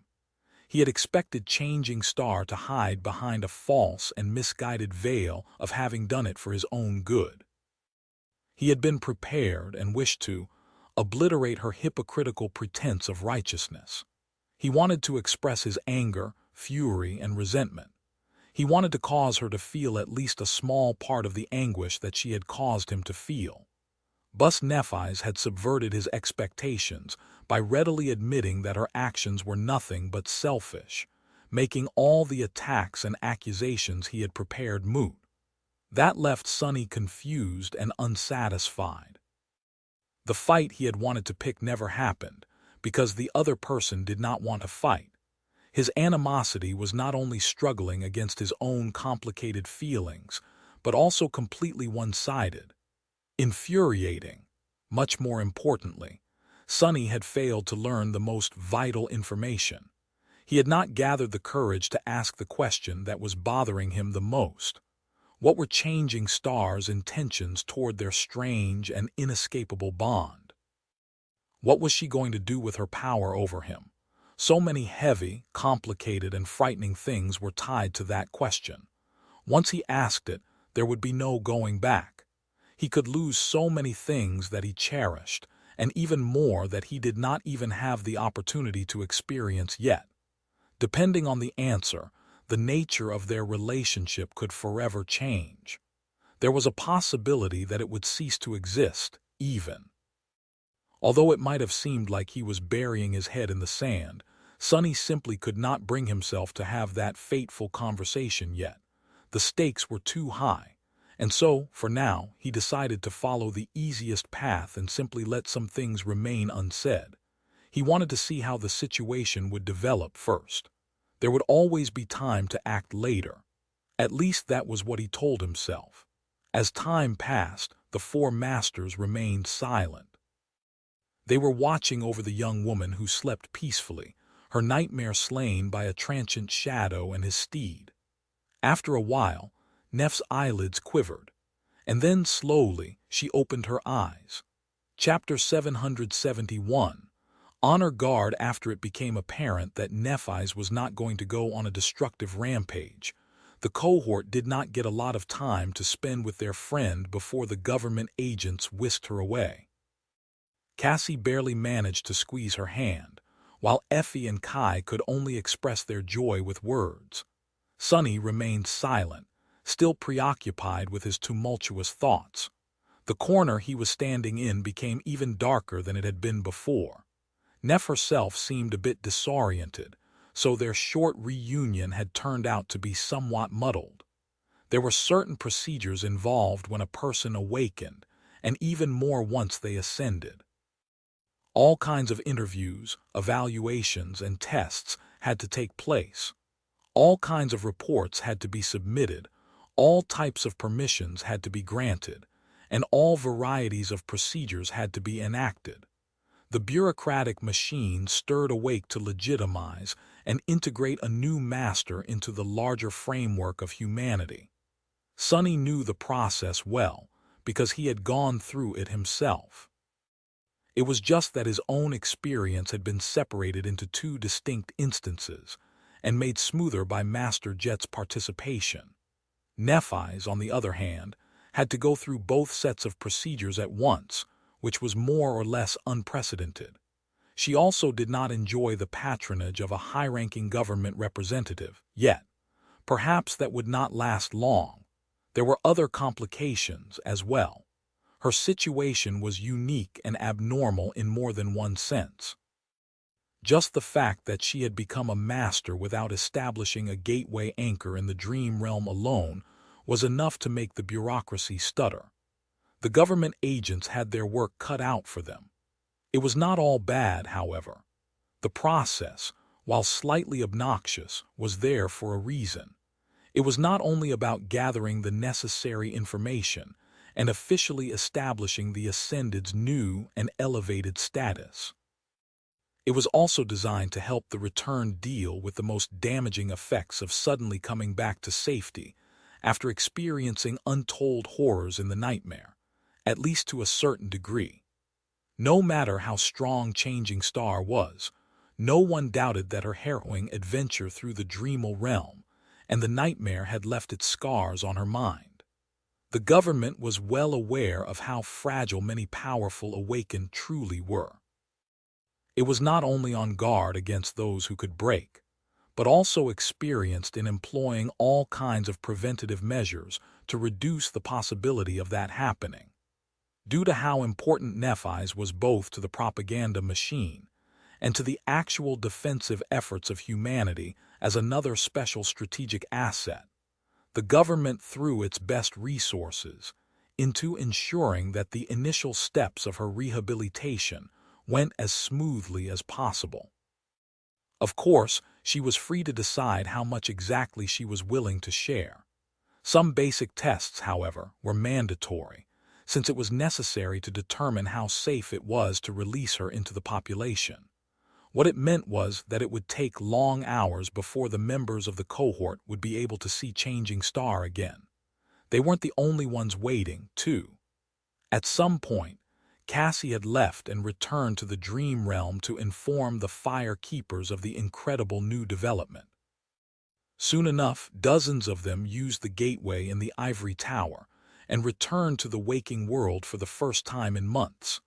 Since their sleeping pods were situated right there in the hospital complex of the academy, It did not take a long time for all of them to gather in the hallway near where Nephi's was undergoing her interviews. Now, around 50 young awakened crowded it, as if standing guard. After spending almost half a year in the dream realm, the fire keepers looked rough around the edges, if not a little feral. They were wearing civilian clothes, but no one would mistake these people for mundane humans, or even ordinary awakened. There was a strong sense of silent threat radiating from them. Their expressions were full of glee, but their gazes remained firm and heavy, making anyone who approached feel ill at ease. That was especially true for the members of Cassie's former cohort, which was now led by the stoic healer Shim. They were all on high alert and ready to pounce on anyone representing a threat.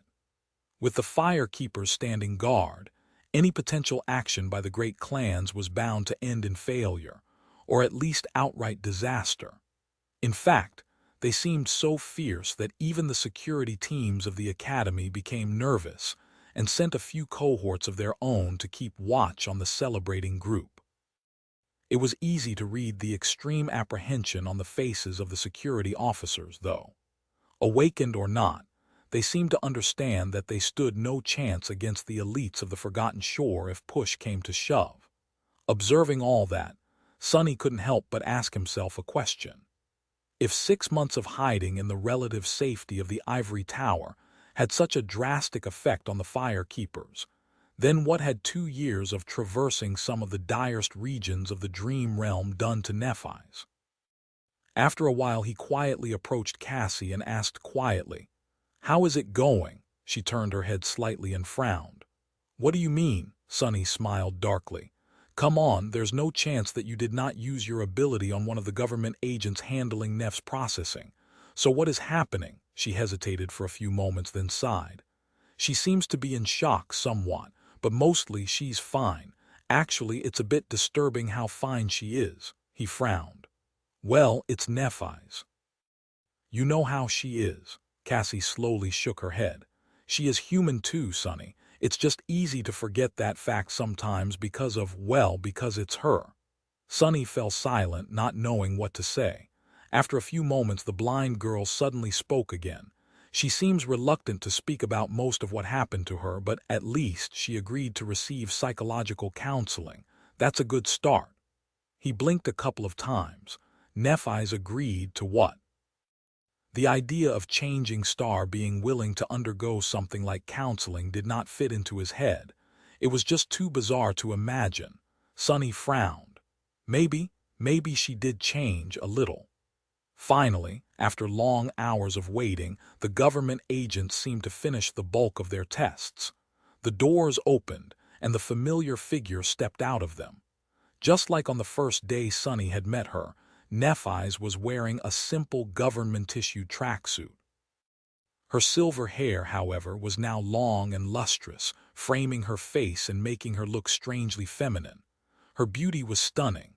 When Changing Star appeared, it seemed as though the whole hallway became a little brighter. Looking at the members of her cohort and the fire keepers gathered around them, Nephi's hesitated for a moment and then smiled awkwardly. "Hello, everyone. I am glad to meet you all again. I did not think that I would." Before she was even done speaking, Cassie stepped forward and enveloped her in a tight hug. Chapter 772. Journey to the East. Sometime later, all 5 members of the cohort finally found themselves alone. The fire keepers were still around, but decided to give their leaders some much-needed privacy. As the result, only Nephi's, Sunny, Cassie, Effie, and Kai remained in a spacious hospital room.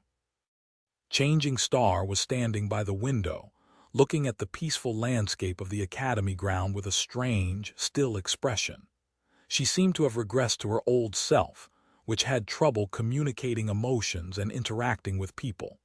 For that reason, it was hard to understand what she was thinking about. The others gave her some space. Despite the fact that Nephi's was standing right in front of them, it was not too easy to come to terms with the fact that she was actually, truly back. They were still struggling to get used to this new reality, but a warm wave of relief and happiness was slowly rising in their hearts. Sunny was no different. It was just that his joy was somewhat overshadowed by a contradicting feeling of unease and apprehension. Finally, Nephi sighed and turned around. A pale smile appeared on her face. You are all masters. I did not expect that." Effie, who was sitting comfortably on a cushy chair with her legs stretched, laughed. "You're one to talk." Neff studied the four of them, then let out a slow sigh. "I did not even know if all of you managed to survive. I hoped, of course. So I am very glad to see that you did and helped each other." A distant look appeared on Kai's face. He remained silent for a bit, remembering the events of the second nightmare, and then said gently, "Yes, we had each other to lean on in our darkest moments. But you were completely alone all that time. Lady Nephi's, please forgive me, but how did you survive?" Nephi's looked away with a smile. "I wasn't really completely alone, too." Then she walked over to the hospital bed and sat down, facing them. "There is not much to tell, really. The Crimson Terror was in its most vulnerable state when I reached the top of the spire. Unrestrained by the dark sea, she had absorbed countless souls and was in the middle of an arduous evolution. With the help of the Dawn Shard, I was able to strike her down." That simple explanation did not really do justice to the incredible accomplishment of slaying a fallen terror, but Neff seemed reluctant to dwell too much on that part of her story. She also decided to skip the part about their confrontation with Sunny entirely. Instead, she looked at the window and continued. "After she died, however, the spire became unstable. The gateway collapsed, and the tower itself soon followed. I barely escaped the debris. The artificial sun of the Forgotten Shore was extinguished, as well, submerging it into absolute darkness. The labyrinth itself perished, too, the crimson coral turning gray and slowly crumbling to dust. With no sea, no sun, and most nightmare creatures eradicated by the culling, it became a lightless and desolate place." She sighed. "I traveled back to the Dark City and spent some time there, hunting down the remaining abominations and preparing for a long journey. With the help of the Dawn Shard and the Nameless Sun, many powerful nightmare creatures fell to my blade. For a while, I entertained the idea of trying to cross the Hollow Mountains, but eventually had to abandon it. Nothing but death awaited me there, so I had to choose another direction." Nephi's paused for a moment, then continued in a steady tone. "I knew that the deadly mountain chain stretched further than Ravenheart in the west. There was no passage there. Going north meant moving further away from human citadels, so it only left east. There was a chance that the Hollow Mountains were not as tall and unassailable there, or even that there was an end to them somewhere in those unexplored regions. It was only a chance, but it was all that I had. So I left the Dark City and retraced the steps of the journey that Sunny, Cassie, and I had made before, avoiding the Ashen Barrow, of course." Sunny moved slightly, remembering their encounter with Soul Devourer. He had not forgotten his promise to come back and destroy the damned tree, granted. He had no plans of returning to the Forgotten Shore currently. Even his pettiness had a limit. Maybe he would still be able to exact his revenge on the vile fiend one day, though. Changing Star, meanwhile, continued her tale. "Eventually, I reached the edges of the Forgotten Shore and crossed into a vast and terrible desert. Seeing the sun and the stars once again, it was like a blessing. But that blessing came with its own curse. The desert had once been the site of a great battle, I think, or maybe that land had been turned into a lifeless desert by the battle instead. In any case, echoes of the clash between powers well beyond our comprehension still linger there, making it a dire and deadly place." As Sunny remembered the white desert from her dream, Nephi's paused, and then continued in a somber tone. "But at that point it was too late for me to turn back. Following along the Hollow Mountains, I ventured into the desert and made my way further east. Unfortunately, no matter how many days I traveled, the misty peaks showed no signs of abating. Eventually, I knew that I could not continue. I think, I think that the White Desert is impossible to cross. The parts of it I only barely survived were on the periphery of the ancient battlefield. The deeper I went, the more terrifying it became. The inner reaches of that region where the true clashes had happened had to be a death zone of its own. Worse still, even if one manages to resist the many horrors dwelling there, the desert itself will eventually kill them. There is simply no way to survive it. She looked at them, white sparks igniting in her eyes. With no way forward and no way back, I grew desperate enough to finally venture into the Hollow Mountains. However, I had no hope of traversing them and reaching the human territories on the other side. I had also failed to find any sign of a gateway in my long travels, so I did the only thing I could think of. I tried to find a seed of nightmare. Eventually, and with some help, I encountered one near the boundary of the dark realm that hides within the mountains and challenged it. A pale smile appeared on Neff's face. And here I am, safe and sound. She grew silent for a few moments and then added quietly, "Well, not quite, but I am still alive at least." Chapter 773. Catching up. It took some time for the members of the cohort to digest Neff's story. Sunny, especially, felt like she did not tell them even a fraction of what had happened to her. But then again, was it even possible to describe 2 years of never-ending struggle for survival with just a few words? Not even considering the things that changing Star might have wished to keep to herself, and he was sure that there were plenty she would have had trouble describing, even the things that she wanted to share. It was going to take time.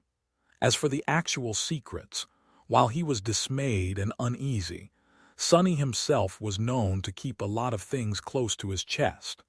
More than that, they all had to be cautious about what they said. The room provided to Nephi's by the Academy might have been safe, but that did not mean that it was not monitored.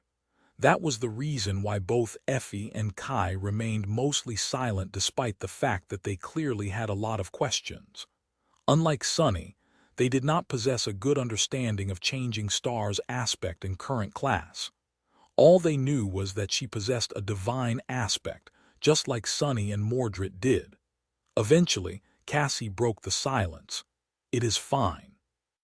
Now that you are back, everything is going to be fine." She paused and then added somberly, "However, our current situation is very delicate." Nephi's looked at her and frowned, the white sparks in her eyes becoming a little brighter.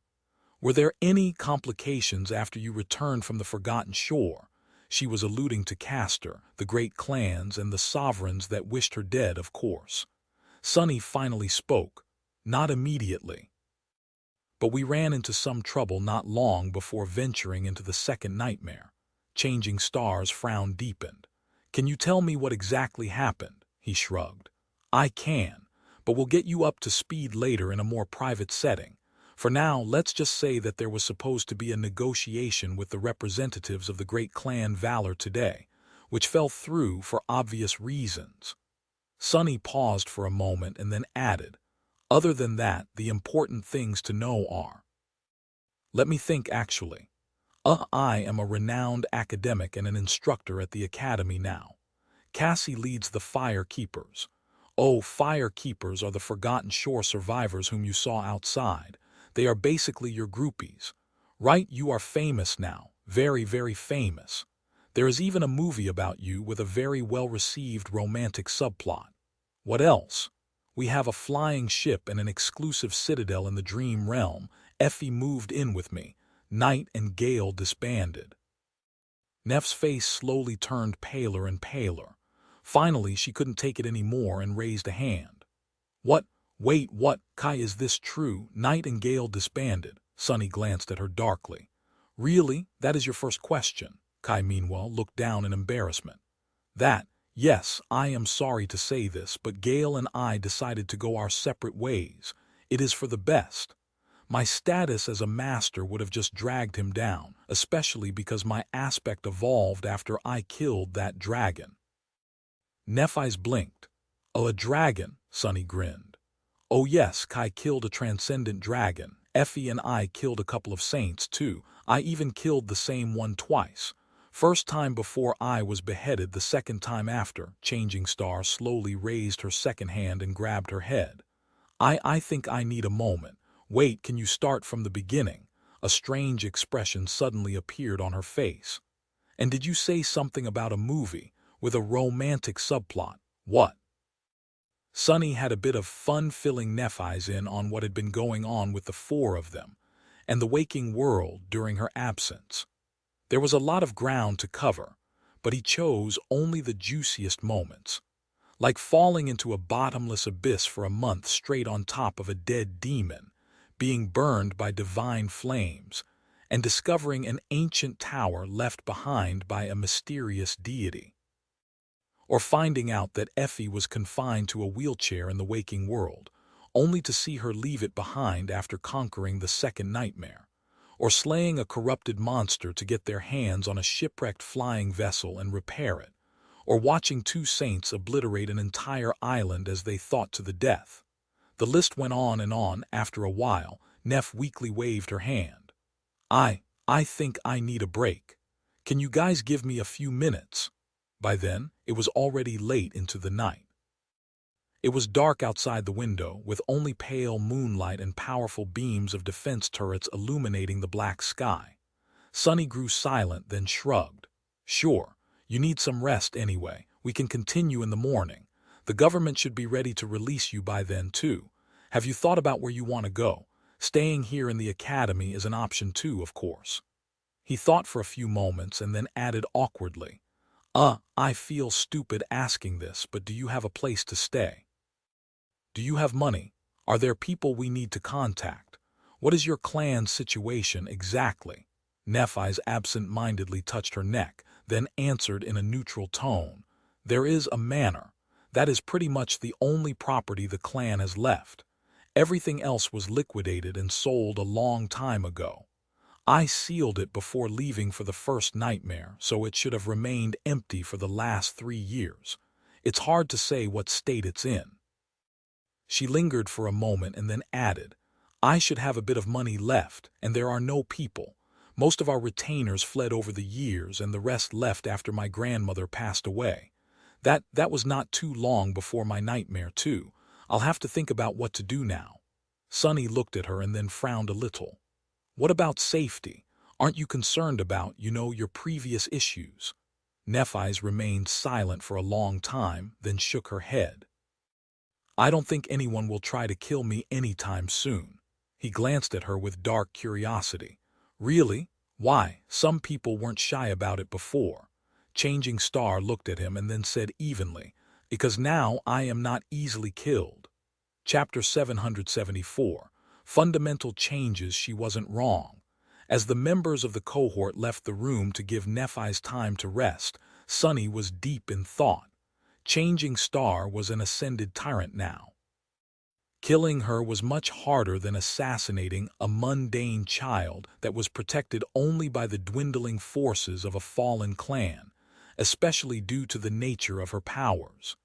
In fact, short of sending a saint to do the job, nothing the great clans could throw at her would work.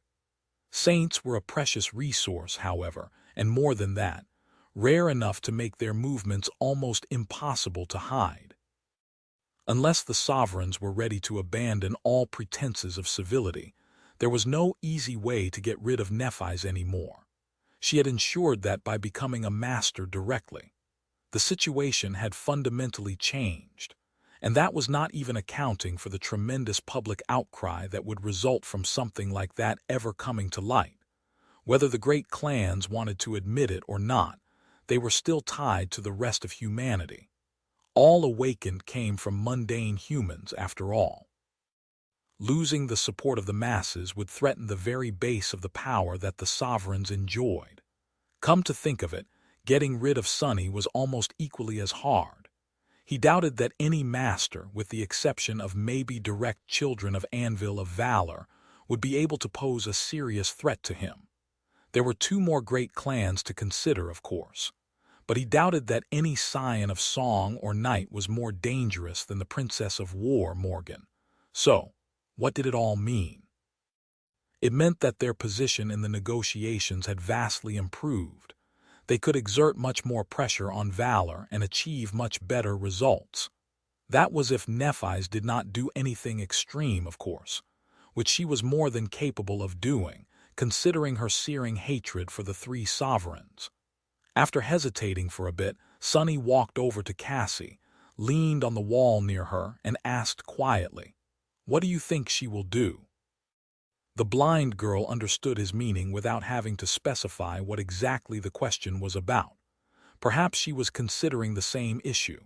Cassie lingered for a moment, then said quietly, "Negotiate." Sunny barely suppressed a chuckle. "Negotiate? Are we talking about the same Nephis? Do you know how much she despises the great clans? What her insane ambitions are?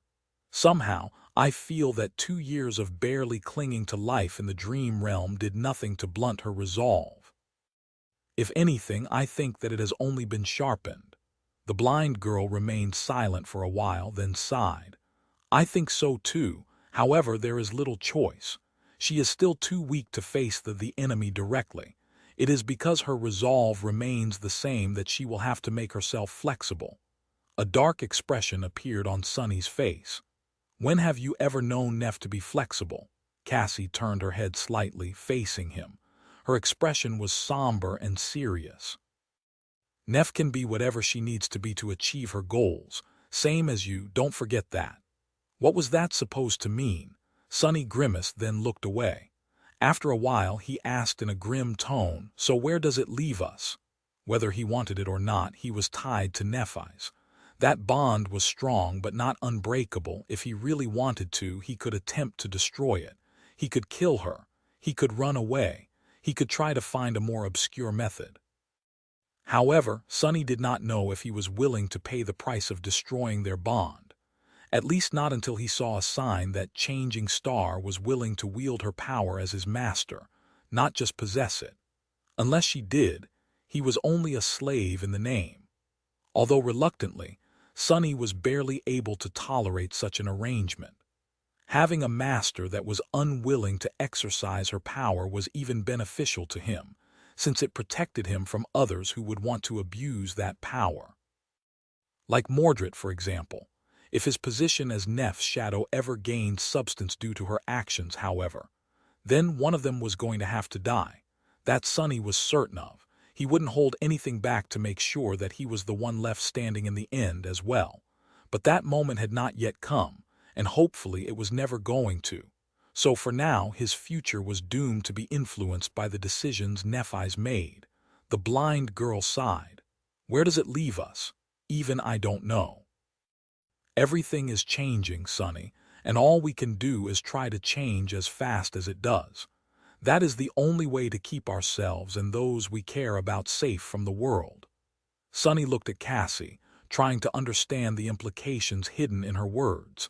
Then he said in a grim tone, "Who's going to keep the world safe from us?" The next day, a small convoy of PTVS left the academy grounds. Most of them carried the fire keepers, while the members of the cohort were seated together in one of the vehicles. For obvious reasons, neither Sunny nor Effie knew how to drive. Cassie was unable to steer a PTV as well. So, in a strange turn of events, Ascended Nightingale, a famous idol and global celebrity, ended up playing the role of the chauffeur.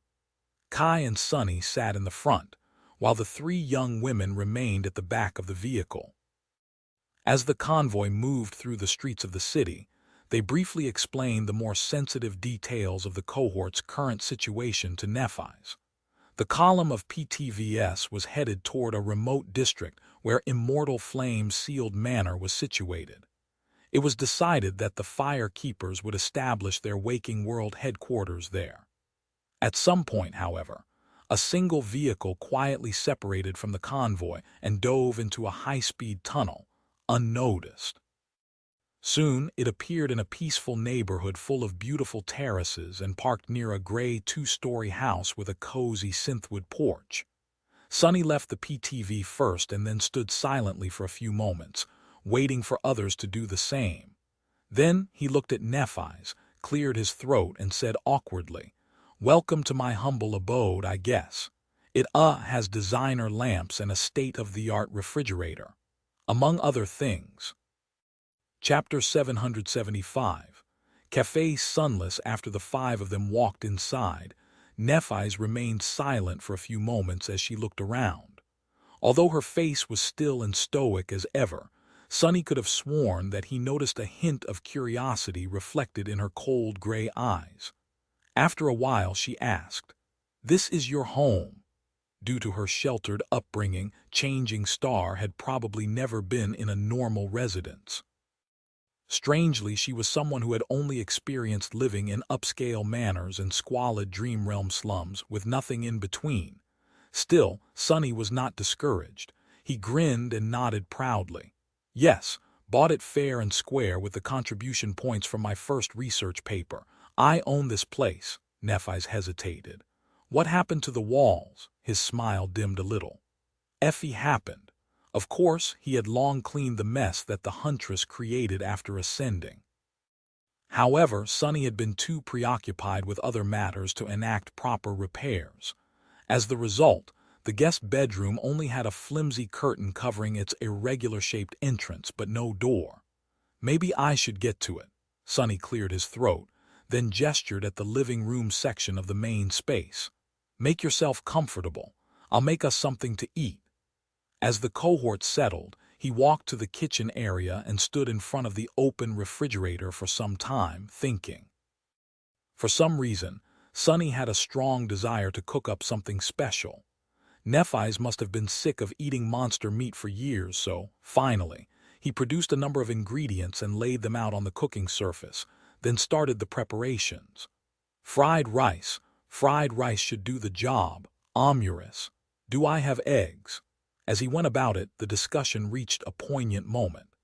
Cassie was finishing describing the important details of the reason for their tense relationship with Clan Valor.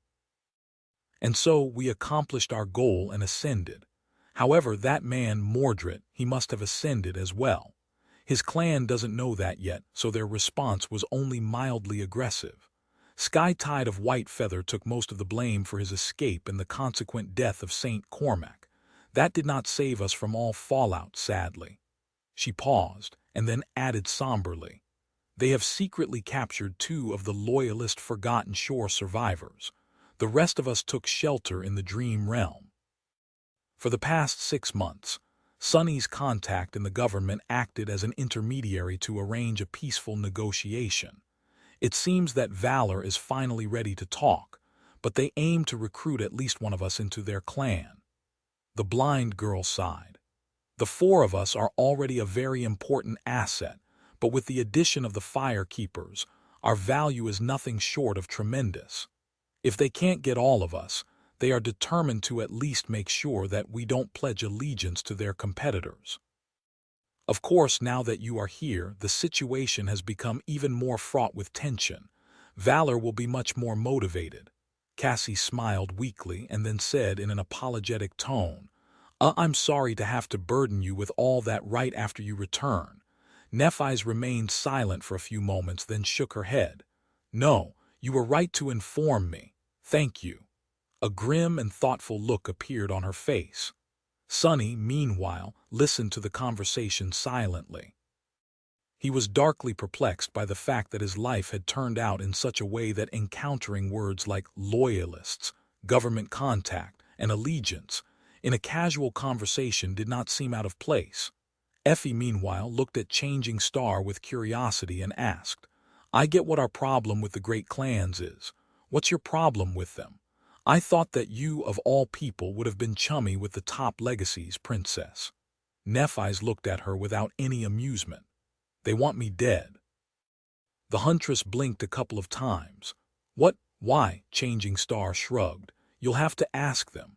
Effie remained silent for a while, thinking. After some time she frowned and asked, So was Castor, Nephi simply nodded. He was. Kai looked at them with confusion. He was what? Everyone turned to him, suddenly realizing that the archer was less informed about some of the darker secrets of what had happened on the Forgotten Shore than the rest of them. After a while, Effie shook her head. I mean, aren't you the walking lie detector? What do you think Castor was up to? Kai coughed. Oh, he was indeed a bit dishonest sometimes, but I just assumed that he was trying to hide his feeling for Lady Nephi's. At that moment, Sonny walked over carrying 7 plates. He held 2 in his hands, 2 more in shadowy limbs that played the role of a second pair of hands, balanced 2 on his forearms, and the 7th was swaying slightly on top of a tangible shadow that resembled a long tail. Placing a plate of delicious, steaming omurus in front of Kai, he said with a crooked grin, oh, he had feelings for her for sure, the feelings of wishing to kill her to complete his mission. Sadly, he stumbled on me first. It was a sad thing indeed. If Sonny had not killed Castor, if Nephi's had known in advance that slaying the Crimson Terror would force the Spire to seek another conduit, if Cassie's vision had been more detailed, well, there was no point in feeling regret now. What had been done was done. The current conversation just went to show that Kai's strange flaw, while useful, was also often detrimental and misleading. As Kai stared into the distance in stunned silence, Sonny placed the other plates on the table, pushed 3 of them toward Effie, dismissed the shadows, and landed on a soft armchair. Then he picked up his utensils, smelled the omurus, and let out a satisfied sigh. What are you waiting for, fools? Dig in. Chapter 776. The enemy of my enemy. The omurus disappeared from the plates with a speed that made Sonny a bit full of himself. He smiled proudly and then looked at Nephi's. So, what do you think about the mess we're in? She put down her utensils, looked at the empty plate with a hint of regret, and then asked, That Mordred, the rank of his aspect is the same as ours. Sonny nodded, prompting her to frown. While she thought, he reluctantly added, He is also older and more powerful than us, and possesses more knowledge than anyone in the waking world should have. Other than that, he is, actually, I don't know what he is, I just feel that something is very wrong with that guy. Regardless, he is dead set on destroying Clan Valor. It is just hard to tell how he is going to go about accomplishing that goal. Changing Star remained silent for a few moments, then said evenly, He is going to search for allies.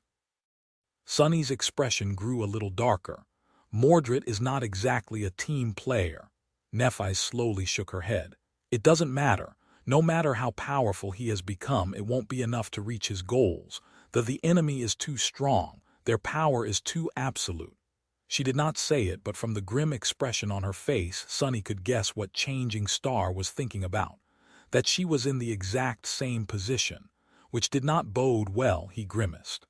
So, do you think that we should expect to find the bastard on our doorstep one day? The enemy of my enemy and all that?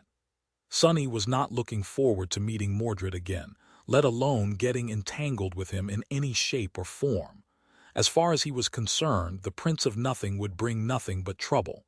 Nephi's frowned, then said with uncertainty, No, I doubt it. Well, if she was right, that was a relief. At that moment, Cassie deactivated her communicator and turned to face them. The Firekeepers have reached the Immortal Flame Manor. They are putting on a show to make it seem like there are all kinds of activity going on inside. Hopefully, that is going to make most people think that you are there with them. You should not be bothered by anyone here for a while. She paused for a moment, then sighed. But that is not going to last long. Maybe a week. The rest of us should not linger as well. It would be strange if Kai, Effie, and I are not seen at the manor. We will leave shortly and join the Firekeepers, which would leave Sonny and Nephi's alone. He did not know how to feel about that. Effie, meanwhile, glanced at the empty plates and said in a petulant tone, I live here as well, you know. Cassie turned to her with a deadpan expression. Not for the next week, you don't.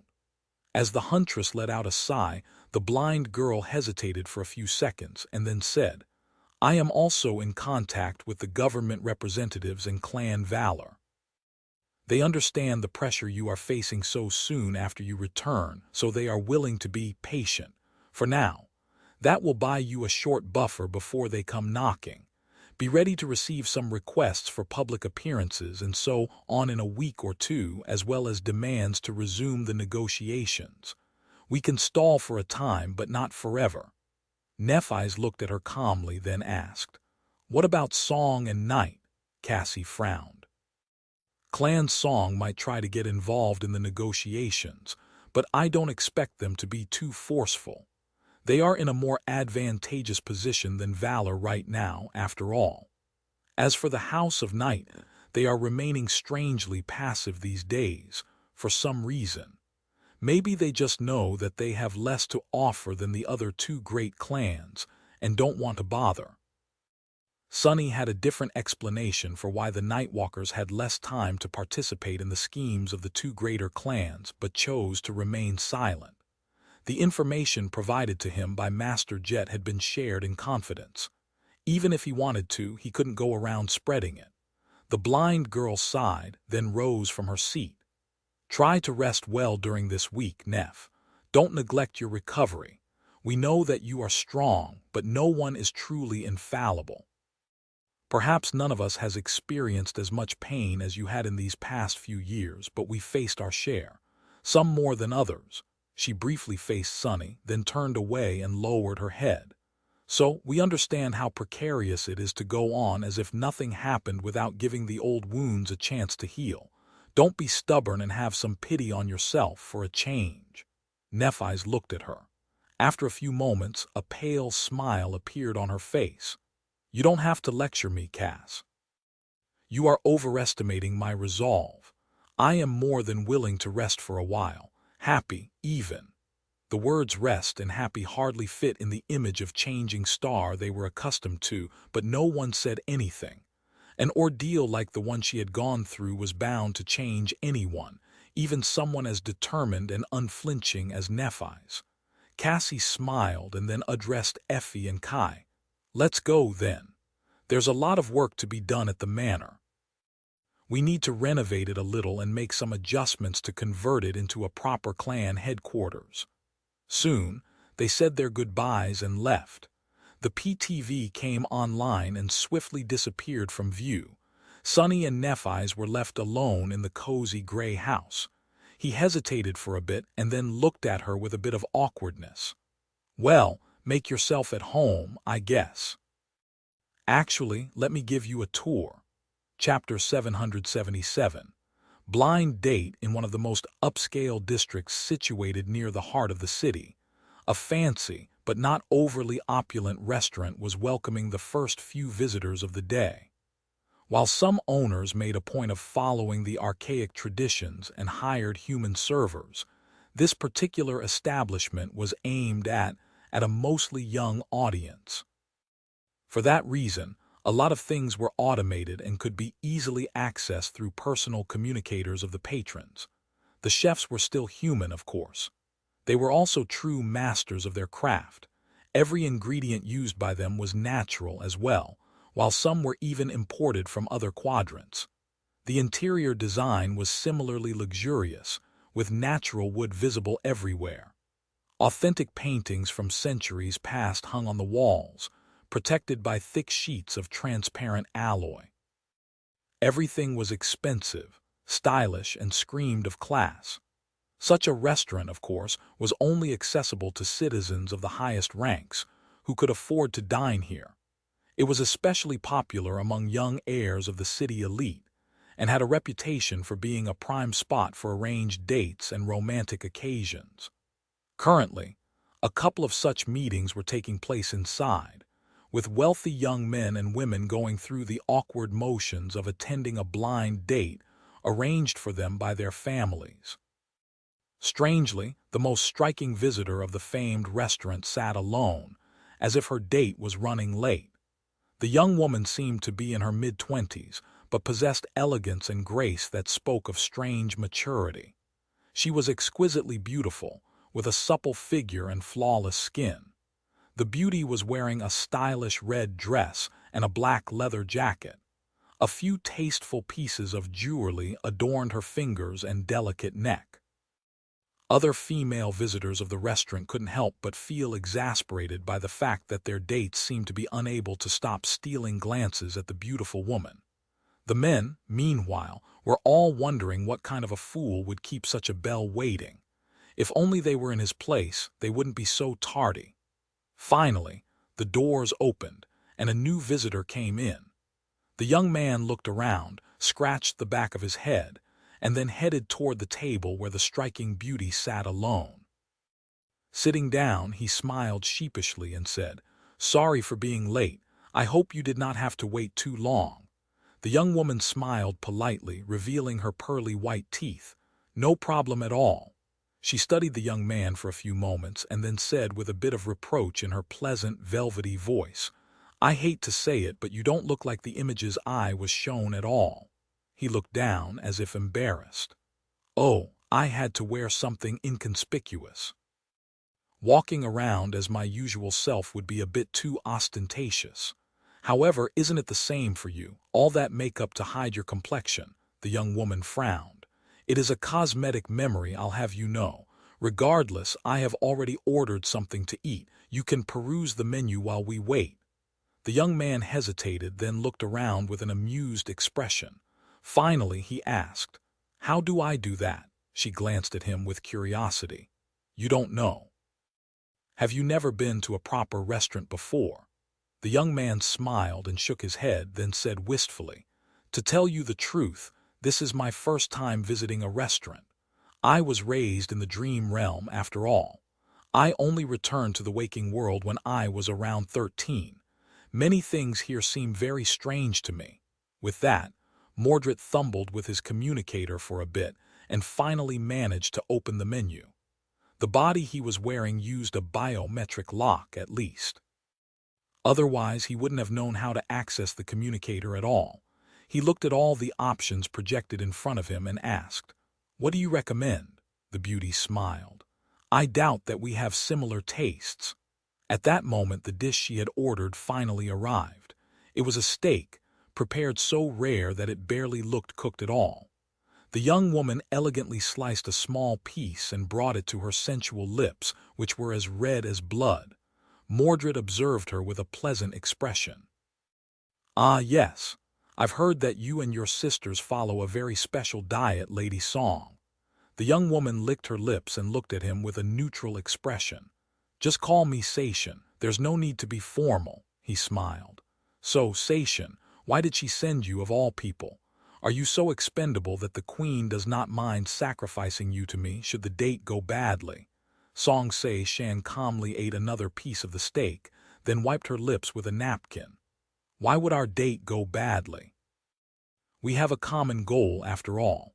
Our clan is your best chance to achieve it." Mordred thought for a bit, then nodded and sighed. "True. However, with that Antarctica thing going on, I would have thought that she would be reluctant to move forward. After all, it's not the best time to do anything drastic." Sation studied the Prince of War for a few moments and then smiled. "Oh, on the contrary. We think that the event in Antarctica sets the best stage to do something drastic." He hesitated for a while, then shrugged. "Well, fair enough. So what now? Do I have to kneel and recite a vow, kiss your ring, or do something else?" The beauty shook her head. "Usually you would have had to sign a contract with a drop of your blood. However, considering your propensity to change, attires that would hardly do anything, wouldn't it?" She smiled. "So there's no need. Welcome to the clan Song, Prince Mordred. I look forward to all the great things we will accomplish together." Mordred reciprocated her smile, then chose a couple of options in the menu and pressed them. Then he sighed and said with a bit of amusement, "Ah, it feels strange to be adopted." Chapter 778. In the shadows eventually, Sunny and Nephi's ended up in his underground dojo. Changing Star looked around, her gaze lingering on the racks of training weapons and the deactivated sleeping pod that stood forlornly in its alcove, all but forgotten by its former occupant. After a few moments of silence, she asked, Do you make use of all these weapons? Sunny glanced at the training equipment, lingered for a moment, then shook his head. Yes and no.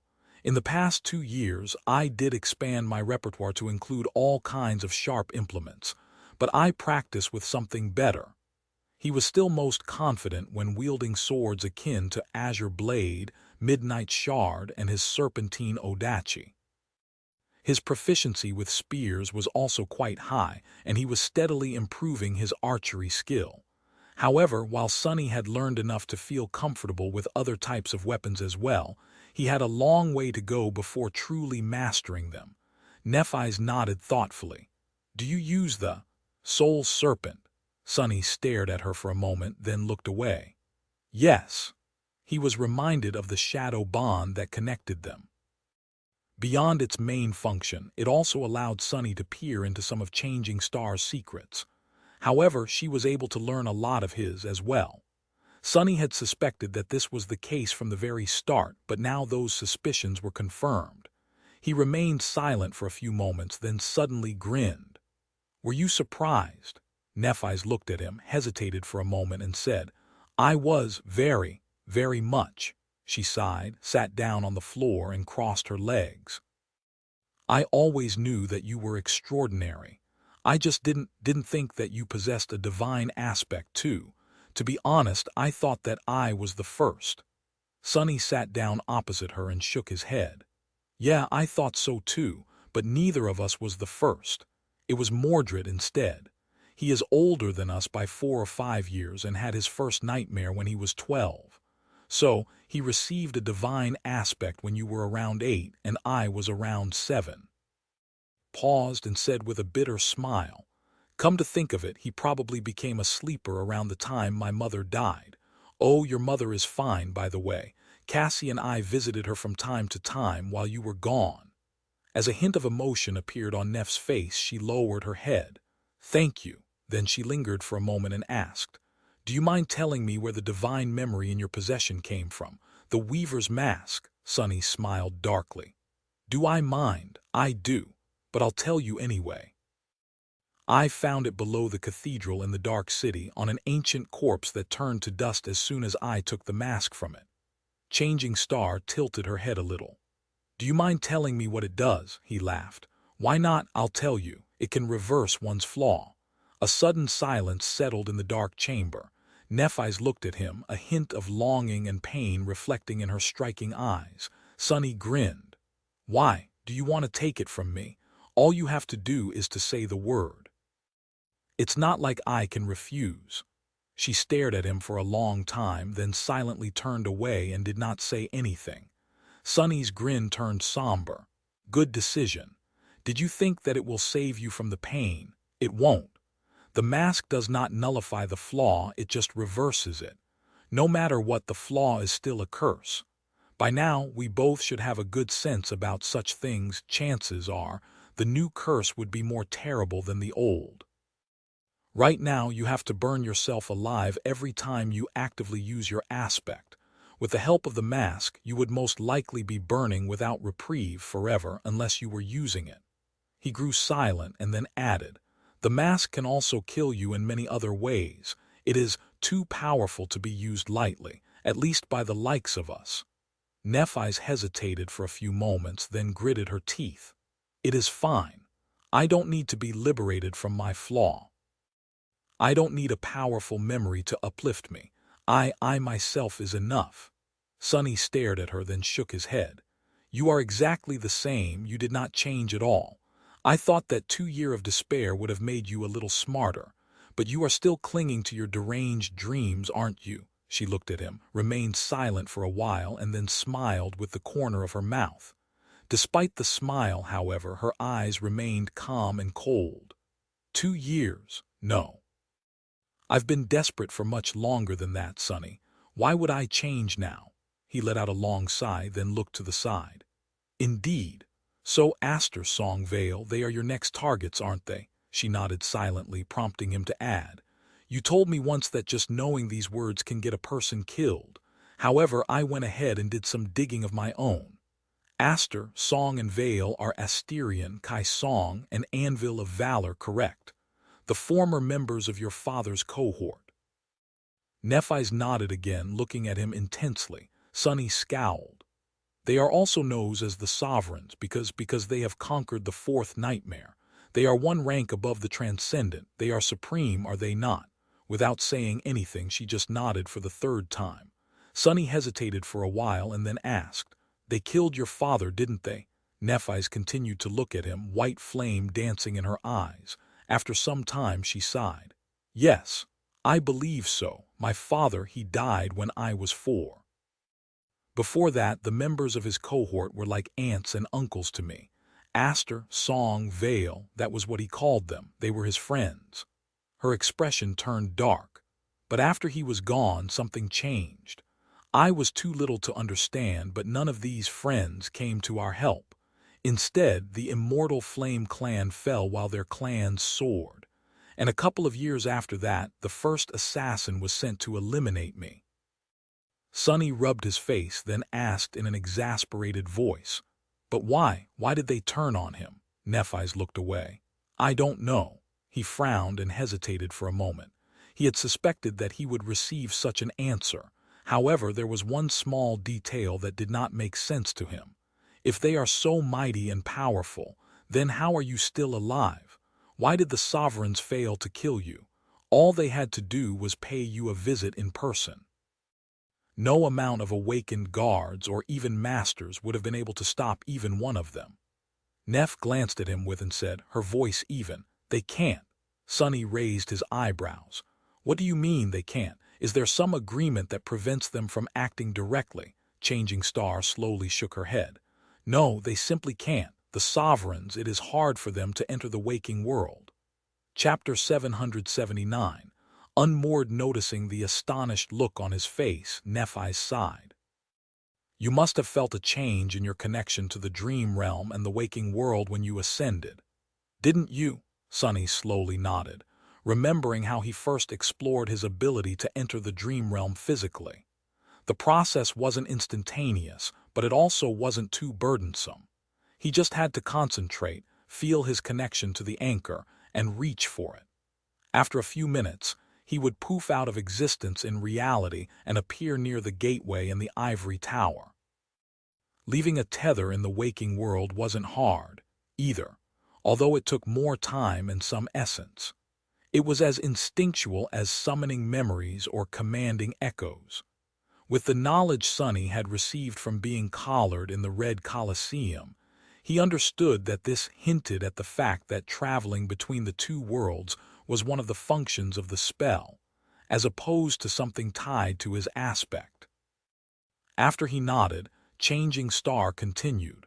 Awakened establish a connection with the dream realm by anchoring themselves to a gateway. Ascended expand on that connection, making them less tied to the waking world, and thus capable of traveling between the two at will.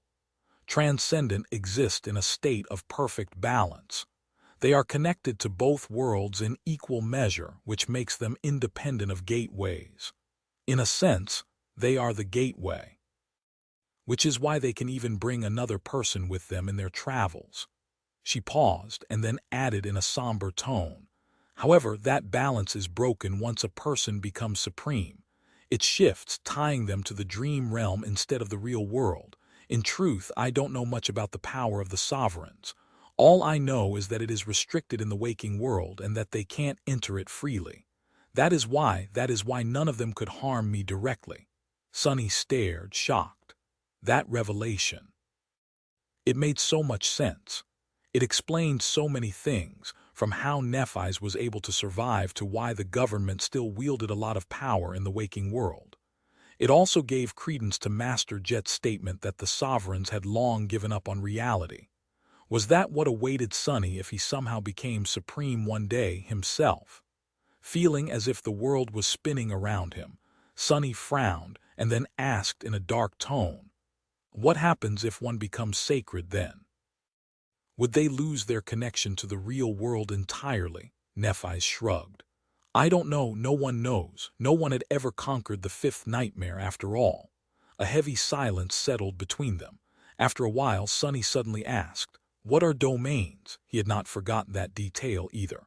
Back on the Ashen Barrow, Nephi's had asked him which domain he belonged to. He had not known what she meant then, and he did not know now. Neph sighed. That I am not entirely sure myself. All I know is that each sovereign rules over a domain. It is an expression of a function of the aspect, distinct from abilities but sharing a lot in common with them. In practice, it is synonymous with their authority and the territories they control, as well as people that serve them. She paused for a few moments and then added grimly, the sovereigns are already immensely powerful, but within their domains they are practically invincible. Not even saints can hope to challenge them. Sunny let out a stifled laugh. And these are the people you want to destroy, Changing Star smiled. Why not? Nothing is absolute, Sunny. 2 years ago I would have never challenged a sovereign. Today I am still too weak to do it. I am still insignificant, but will it still be the case 2 years from now? Will I still be as weak, and will they still be as powerful? What about in 5 years? Things never remain the same. Everything is always changing. Even gods can die. Asterion, Kai Song, and Anvil of Valor are no gods, so why should they be spared? Sunny shook his head. I don't know. Forget about 2 years from now, or 5 or 10. How are you going to survive now? How are you going to avoid being squashed by them today? What is your actual plan? Nephi's looked at him for a long time and then sighed. I don't have a plan. She remained silent for a moment before adding evenly, yet. Sunny did not know what to say, so he simply shook his head. It was pointless trying to dissuade her from her obsession regardless. Nephi's wanted to destroy the spell, and the sovereign stood in her way. It was as simple as that, with an added weight of good old-fashioned vengeance. He was not so sure that she was completely misguided, either. Not anymore. Sunny wanted nothing to do with the sovereigns and the great clans, but was there really a choice? Simply by daring be someone and possess something, he put himself in their crosshairs. As long as he had something of value, others would want to either take it away or make him serve them. That was the nature of the world. Since the great clans insisted on being in control of humanity, there was no escape from them. Unless Sunny wanted to spend the rest of his life as a hermit in the dream realm, he would have to interact with the domains in one way or another. He would have to allow himself to be controlled as well. A bitter smile appeared on his lips. Isn't that ironic? Why was it so hard to gain even a tiny bit of freedom in this damned world? Sunny wanted to become strong to be free, but the stronger he became, the more formidable powers wanted to subjugate him. Now, it seemed that the only choice he had was to either give up, or become even stronger still, stronger than anyone and anything. Which was more or less exactly what Nephi's was trying to achieve, even if for a different reason.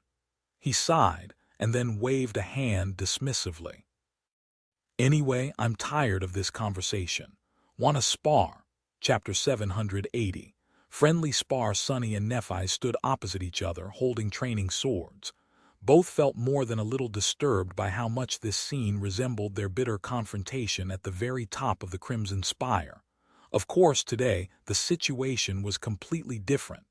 They were just going for a friendly spar, not a battle to the death.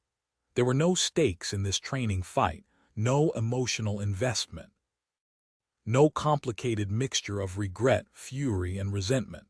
So why did Sunny feel as though he had to prove something? Forcing himself to relax, he glanced at Nephi's and attacked. Their swords met with a deafening clangor. A few seconds later, Sunny jumped away and shouted, "Stop! Stop! Stop!" Changing Star froze while he looked around, breathing heavily. Sunny gritted his teeth and spat a muffled curse. Damnation! His idea to have a spar might not have been the wisest one he ever had. Yes, the underground dojo was designed specifically to allow Awakened to train their powers. It was isolated, reinforced, and heavily armored, able to transform into an impregnable bunker in case a gate opened nearby, and a tide of nightmare creatures flooded the district. The interior was furnished with heavy plates of armor-grade ceramic alloy, and supplied with training equipment meant to withstand the rigors of Awakened power. However, Sunny and Nephi's weren't awakened anymore. They were full-fledged masters, and abnormal ones at that. The alloy sword in his hand was shattered. A few plates on the floor were broken. If this continued, the repair bill for the dojo was going to really sting Sunny's wallet. More than that, Nephi's was not exactly at her best. She had just returned to the waking world yesterday. Before that, she had been a sleeper, which meant that she had no experience of controlling soul essence whatsoever, let alone doing it with intricate precision and efficiency of a master. She had never even done it crudely as an awakened. Sunny could tell exactly how chaotic and unrestrained the flow of her essence was, because Shadow Dance now allowed him to sense the movement of the mystical energy through the bodies of his opponents.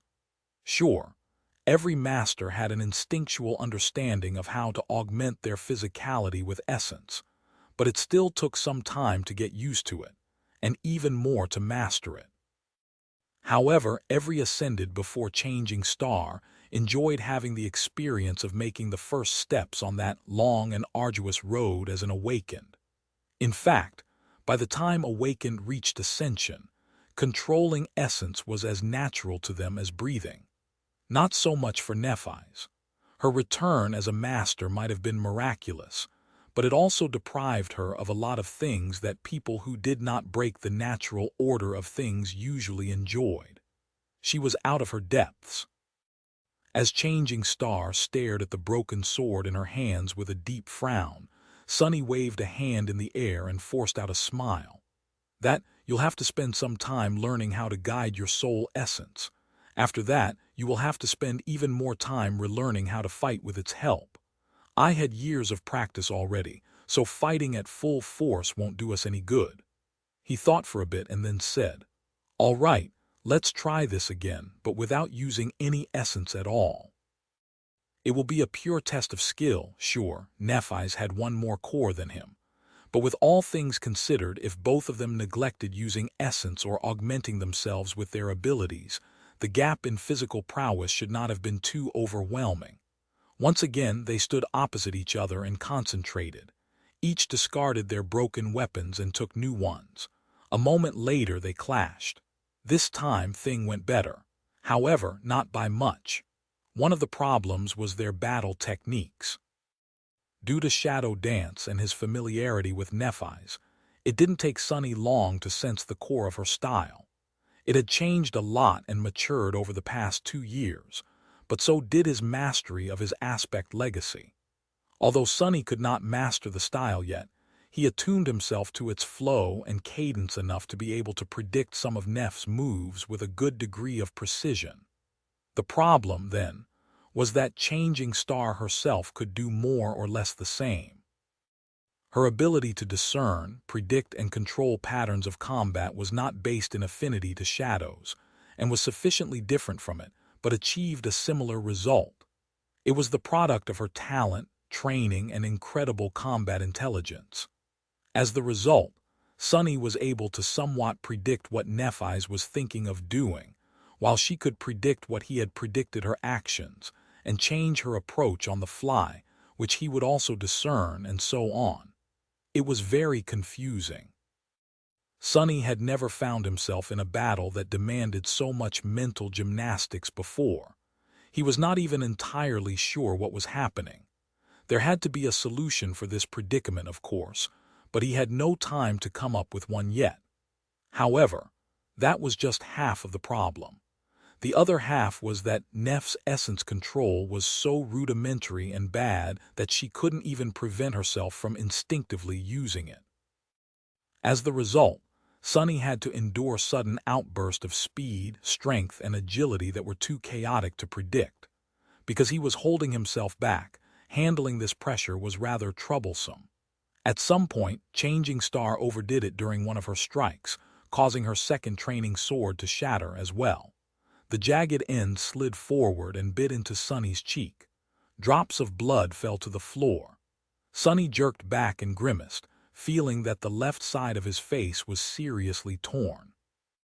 The wound was bad enough to cause Blood Weave to shed a few drops. It was nothing that he wouldn't be able to heal quickly, of course, but it still hurt. Before he could say anything, Nephi suddenly reached forward and placed a cool palm on his torn cheek. In the next moment, a brilliant white radiance illuminated the underground dojo. His pain instantly disappeared, replaced instead by relief and gentle warmth. He felt as though he was being cleansed by something pure, precious, and sacred. A pristine white flame. Standing close to each other, the two of them froze for a moment. Neff's hand rested on Sunny's cheek, which was swiftly healing. The soft radiance emanating from her skin reflected in her calm gray eyes. Beneath that calmness there were pain and suffering in them.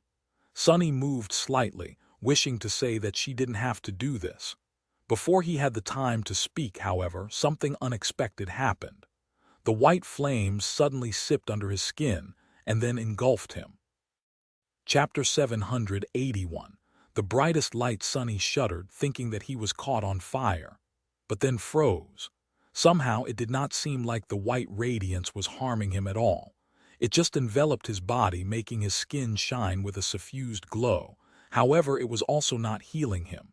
Instead, Sunny stared at Nephi's with astonishment and asked in a low voice, What is happening?" From the confused look on her face, she did not do whatever it was that had happened on purpose. Changing Star took an involuntary step back, removing her cool palm from his cheek, and briefly glanced at her hand. The white glow was gone from it. I don't know." Sunny opened his eyes wide and looked down on his shining body. Very strangely, he felt empowered. In fact, his condition was very similar to how he felt when one of his shadows was wrapped around him. His physical prowess seemed to have doubled. There were small differences, of course. The augmentation of Neff's flame seemed to be more furious and active, centered around strength and resilience. It also filled him with a soft, pleasant feeling of warmth. What was more, it did not only affect his body. It reached into his soul as well, igniting and enhancing it. The shadow essence flowing through his body became much more potent and vibrant, full of greater energy. Sunny blinked. Did Nephi's just augment him with her aspect ability?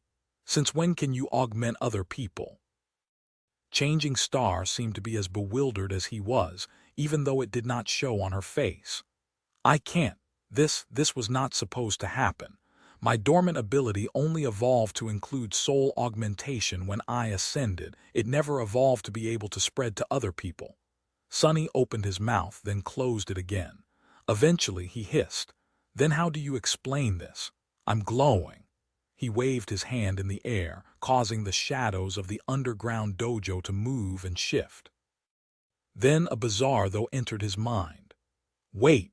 Following his suspicion, Sunny lingered for a moment and then commanded the gloomy shadow to wrap itself around Nephi's. The shadow did not even roll its eyes as it usually did when receiving an order. It eagerly slid forward and swiftly wrapped itself around the lithe, slender body of Changing Star. Neph flinched. "Huh!" She studied her arms with wide eyes. Her ivory skin had turned gray, as if covered by dark film. Then she made her hands into fists and frowned. "I feel stronger." The two of them remained silent for a few moments, processing the implications of this unexpected discovery.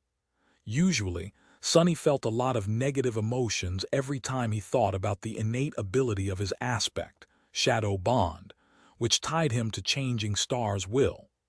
On this occasion, however, his curiosity and greed for power briefly overpowered his resentment. If Shadow Bond allowed Nephi's and him to augment each other to this degree, what else would they be capable of? Neph seemed to come to the same conclusion. They glanced at each other, understanding the other's thoughts without having to say anything. Sunny hesitated for a moment, then said, "It causes you pain to use your ability. We can stop now." She slowly shook her head. No yet." With that, Sunny simply nodded and commanded the gloomy shadow to return and wrap itself around his body. At the same time, he ordered the other three to do the same. Changing Star, meanwhile, concentrated for a moment, causing the white radiance suffusing his skin to grow many times more intense. Sunny let out an audible gasp. 4 shadows made him 5 times more powerful, that he already knew. Flames summoned by Nephi's, who was a tyrant, were more or less akin to 5 additional shadows. In theory, his physical prowess should have grown tenfold as the result. What a stupendous augmentation! Combined with his might as a master, his 4 cores, and the subtle but consequential physical enhancement he received from Blood Weave, Sunny should have become monstrously strong. But in reality, the effect was even great. The shadows and the brilliant light seemed to resonate with each other, making the sum greater than its parts.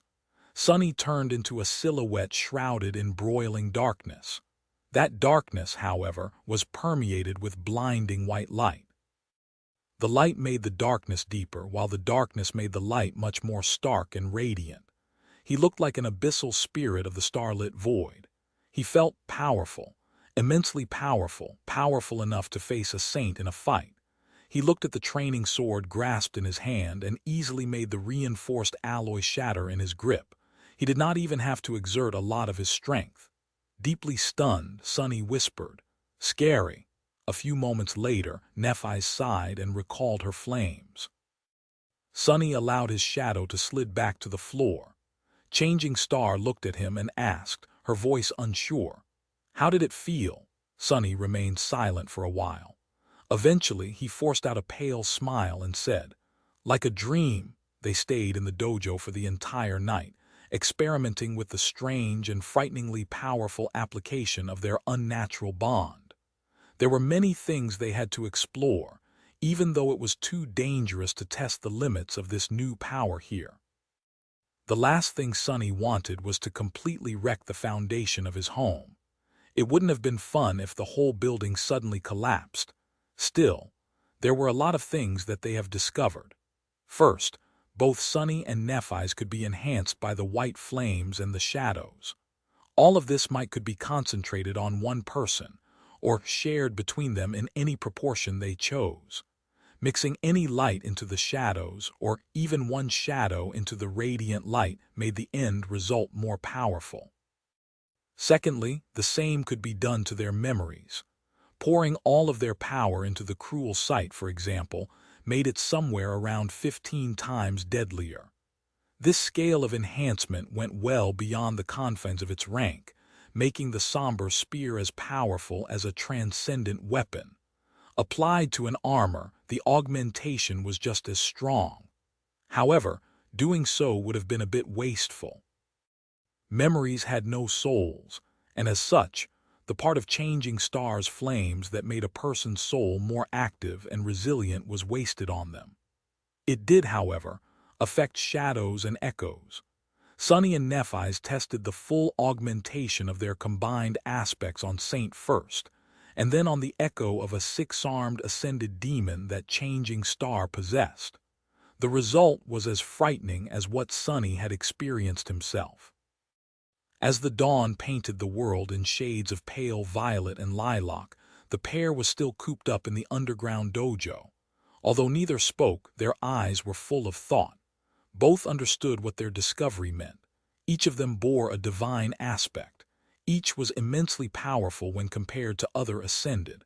When two bearers of divine aspects combined their power, however, imagining what they could do was indeed a bit scary.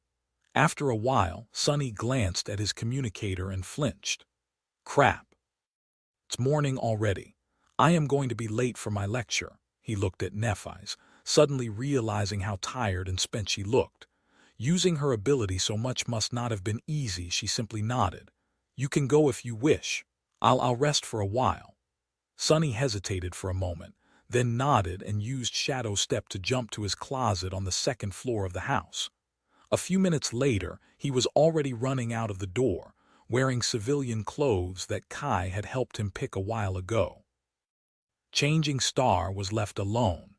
Chapter 782, Grand Teacher on the way back from school.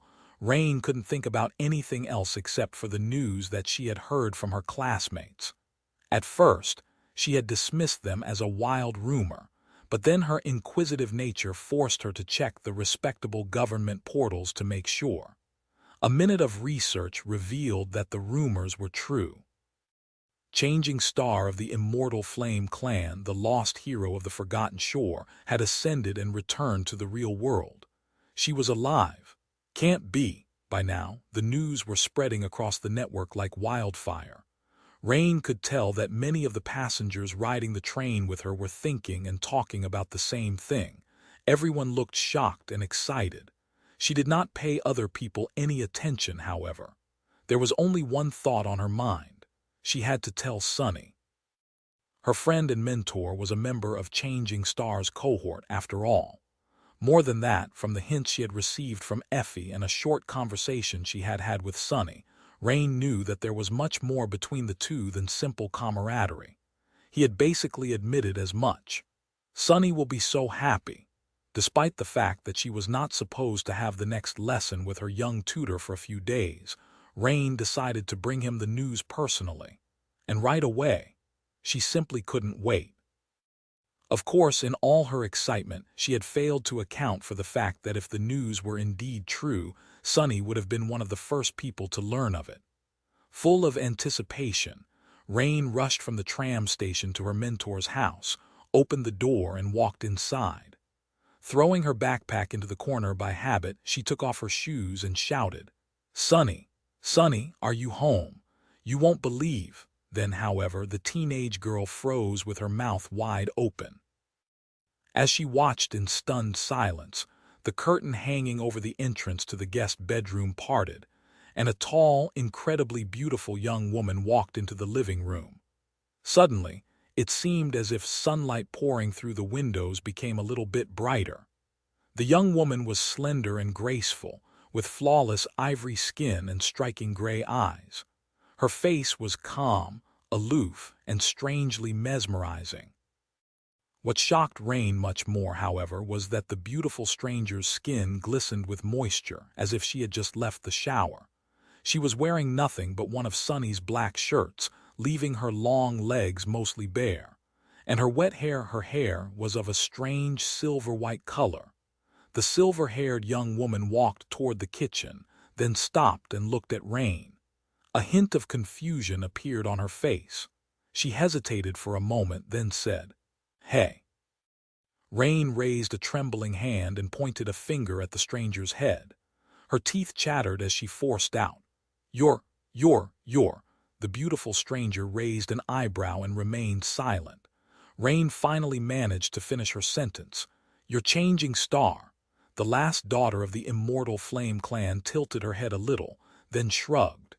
"Yes, I am. Who are you?" Rain swallowed, slowly realizing that she was in the presence of one of the most talented battle commanders and heroes of humanity. A person so renowned that there was hardly anyone in the entire world who did not know her name and Sunny's.